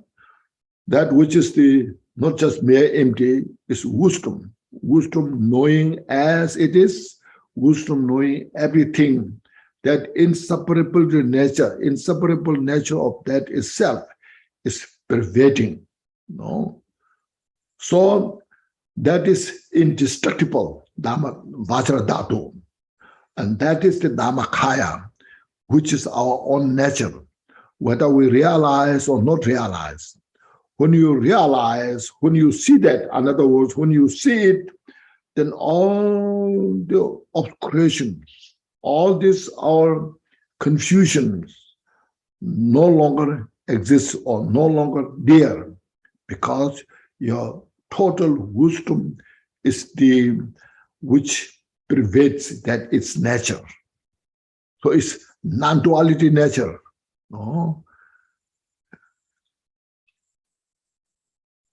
Thank you. Okay.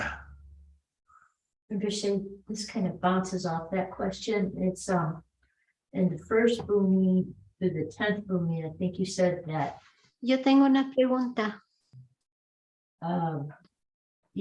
that emptiness is the same, and it is that emptiness Gampopa, as it is.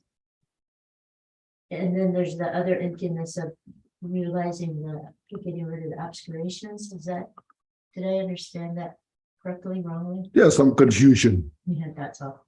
Yes. I had to unconfuse it. Yes, emptiness, other emptiness, their emptiness, your emptiness, my emptiness, you know. There are no such car as this emptiness, that emptiness. No. Emptiness is emptiness. So then what you have to do is it's individuals how they realize emptiness. First, you see, you start with the understand everything is all the composite phenomena. You see, these all composite phenomena are impermanent. See, changing doesn't exist as we perceive. It keeps changing. Every second changing. But first, you see, we don't see every second is changing. We see today, oh yes, today. Tomorrow, oh yes, today is impermanent. Tomorrow. Or yesterday, oh yes, it's gone. It's impermanent. So you get that understanding. Then your mind, morning, oh, it's changed. As now, noon. And then changing, afternoon. This way, slowly, this you are changing. Through this impermanence, you see, then you understand everything is illusory nature.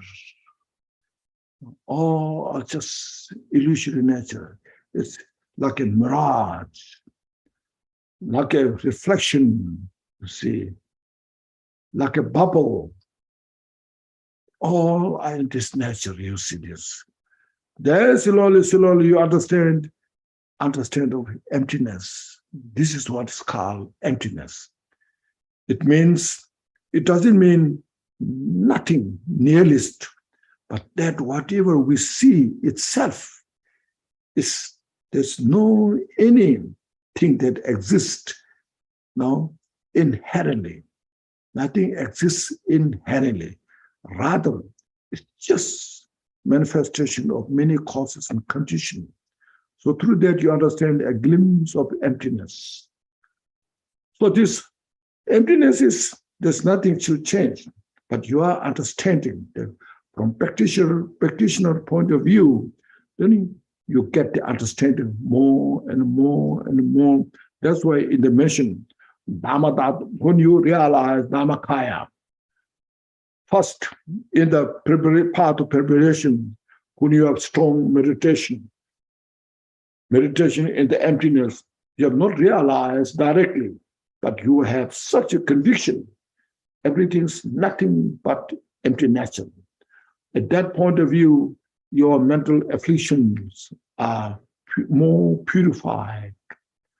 Then after that, you achieve the arhats, the Sharavaka arhats, all this self-grasping, the fixation of the five aggregates, these all are nothing but their nature is empty. You realize that. You have such a strong meditation, powerful. Then go forward, particular Buddha is mentioned. That is mentioned, you see, from first bhumi to the 10th bhumi, all bodhisattvas have their own qualities. You read the section of the bhumi, from first bhumi to the 10th bhumi, how different bodhisattva has their own ability, qualities, the manifestation. It's because of how much you understood about the emptiness. Step by step, you see. When you achieve Buddhahood, means now no obscurations exist whatsoever. Totally are purified obscurations and revealed excellent qualities without exception. So this true perfection state, Buddhahood. So look at this.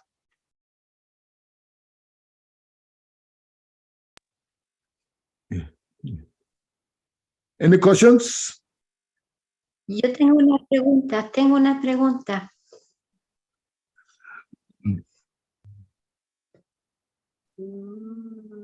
Hola, Yes. Rinpoche. Yes. Who's translating? La pregunta Yeah, go mía- ahead. Yeah, Tinsi. La pregunta es, como en el samsara hay mucho sufrimiento y personas que están enfermas, cuando uno practica el Buda de la medicina, ¿puede ayudar en su sufrimiento a aliviar el Buda de la medicina a los que sufren por enfermedades?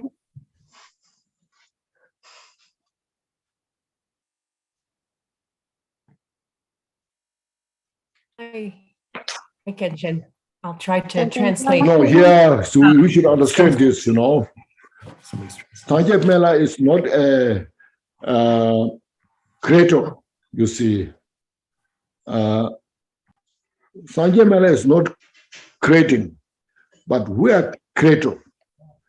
We individual people are creating the cause of suffering. We individuals we are the one who create for peace and happiness. So look at in the world, all the suffering that exists is individual's responsibility. That's what it's called, individual's responsibility. If you practice Sanjay Mela, and how much you get benefit, it's your creation. On the base on the Sanjay Melas, and on the base on your own ability, through that interdependent connection, and you get the benefit. And more you practice with the bodhicitta, loving kindness, compassion, and your ability kind of creating greater effort and greater effect to help others. So if everybody practice Sanjay Mela, they will get that kind of same benefit. But we so sometimes difficult, you know. Maybe say I practice Sanjay Mela, then whole world will be better, you know. You know. So and you see, then I think I'm sure there are so many great teachers exist, not only you and me, you know.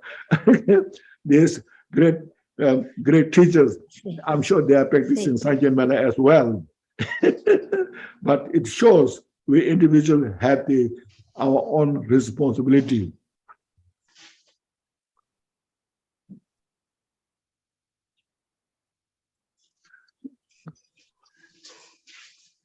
Gracias, Kempo. Yeah.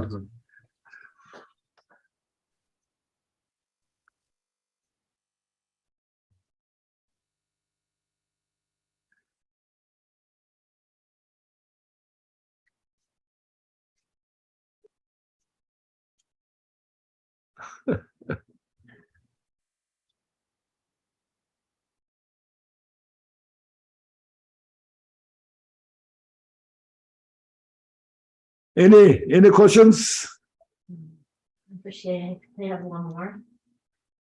When in this chapter, oneness is complete enlightenment. And then is there times when we might misuse the word oneness and that's confusion? Or is it?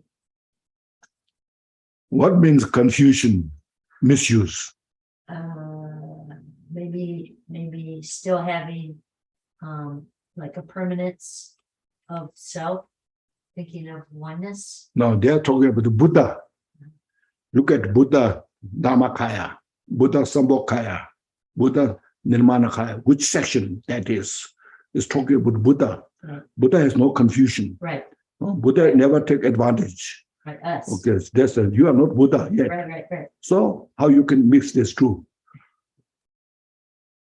Easy as an individual. So you should. That's why it says, look at the text describing the Buddha, Okay. not describing Anitsumu. Okay. If you describe Anitsumu, you can say, oh yeah, this is describing Anitsumu. I'm not there, Yeah. I'm confused. Yeah. I'm misused, Yeah. You can say that.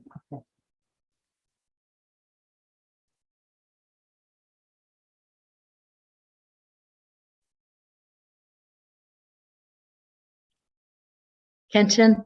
Yes. It's in all of the Buddhist teachings, you hear about impermanence as one of the, the basic facts of existence. But then in Buddhahood, it talks about permanence and how the Buddha is permanent. And you never hear it before. So that's like the end of the road? That's right. True That's the dead end. It's the dead end, So what does it means? The form, you can hear so much all the time. Form is emptiness. And emptiness is the form. So form being empty will never change. Is there any time form never being empty? Just think about it. Whether we realize or not realize, you see, about the form, is there emptiness or not? But form being empty will never change. So that's the permanent. See, it's not a permanent something like a concrete thing that never changes. It's not that. Being the nature of the emptiness, the form itself will never change. So that emptiness is the Dhammakaya. So emptiness of all phenomena, when you realize total nature of that, both samsara and nirvana. So that being the emptiness will never change. So that's what's called permanent. No, as mentioned, not a permanent of something solid, raw, say being a permanent, no, not that kind of. So we should have a clear understanding what it means, permanence.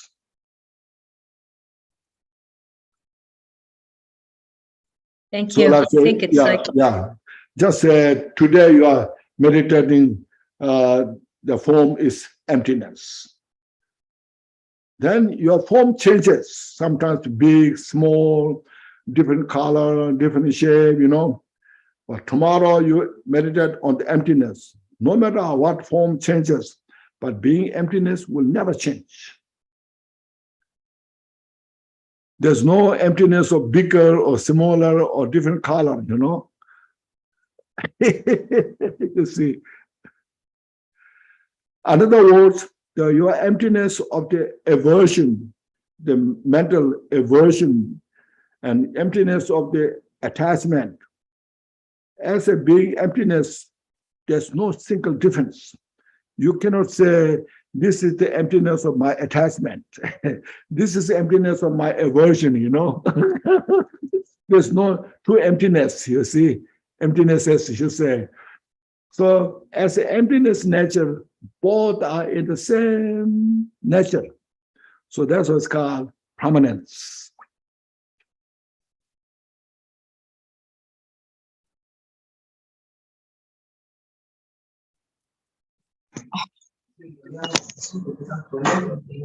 Llega todo un fin de semana, pero no sé, pues me agarré con usted porque siempre está, de viernes a domingo. Y lo junto por si se inundo la otra vez con la caja de la Carol. El señor y ahorita como que encerar mi piso. Pues. A little bit say something in Spanish. Okay. Okay. So now, tomorrow we have the Buddha's activities. So I'm very looking forward to this. And today we now see the permanence of the Buddha and Dhammakaya. That shows when we take refuge in the Buddha, you have heard of unfailable refuge.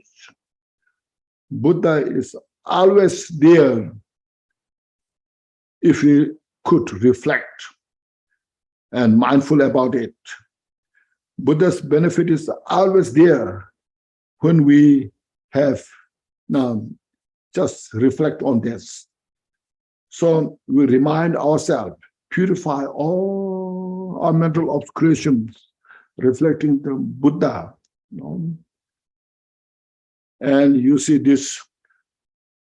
So this now today is allow us to see the journey we take from the primary cause towards all the way practicing the 6 parameters to the Buddhahood. So it's mental, as mentioned, it's mental journey, reflect on in our mind, and sometimes reflect everything is impermanent. Sometimes you reflect everything is momentary nature. Sometimes you reflect on the bodhicitta, very precious, loving kindness, compassion, you know, depending what it helps you. When you suffer, then you just reflect all the sensation with the suffering. And then just say this prayer, my suffering is sufficient, have enough power to purify all the suffering of the sentient beings. May every sentient beings free from suffering. May they attain Buddhahood. Just say those prayers and meditate, reflect, and then feel fortunate. So everybody's interest is to free from suffering. Our all interest is to have peace and happiness. This is what Buddha taught. And this is our nature as it is, both in the relative state and absolute state. We just meditate and dedicate. And thank you, everybody. Now, Thank you, please, Kenshin. okay. Now, for Sisi, please breathe. Inhale fully. All our stress is purified. Release. And then once exhale. And once again, we please inhale fully and meditate that all the Buddha's teachings they taught is now I understood for what purpose? To reveal my Buddha nature, to see Buddha within me. My nature itself is nothing but Buddha. To see that Buddha taught.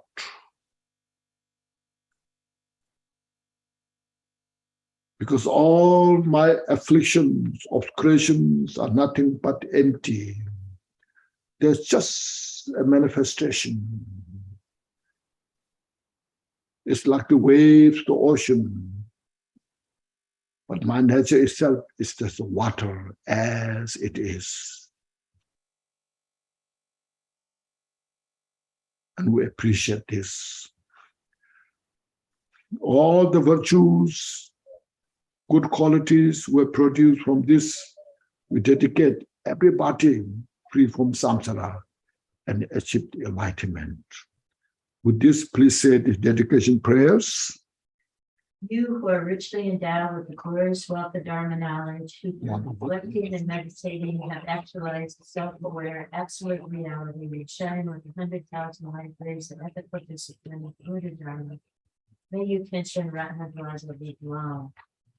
Glorious, holy, venerable, precious, kind, Lord, and lineage Lamas, divine Bodhisattvas, who finish obedience and please dwelling in the 10 directions, please hear our prayers.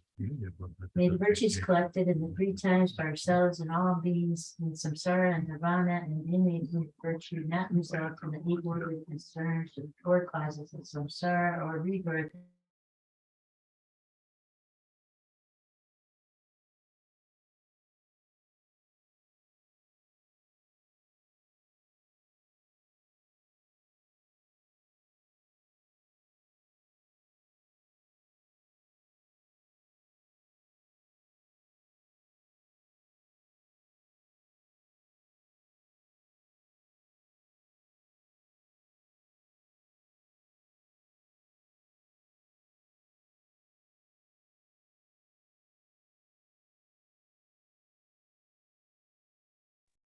Did everyone else lose sound as well? And Kenshin?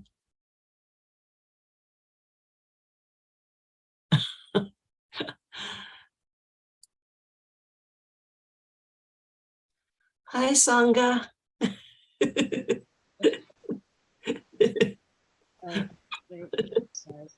May this mind stream of loving kindness, compassion, and bodhicitta, and through that become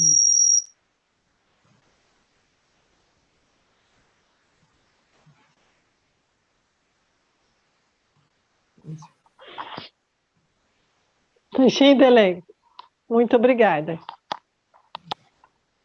today's space, may we gain the spring attain the mind within the spirit of sorrow, suffering, not arising.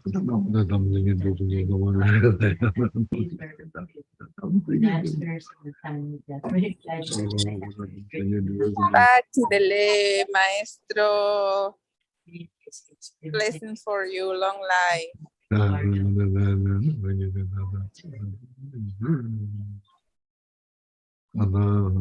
Gracias, Fabián. Finish? Well, Okay, thank you, everybody. Have a good day and good night. Thank you. Thank you. Thank Thank you, you.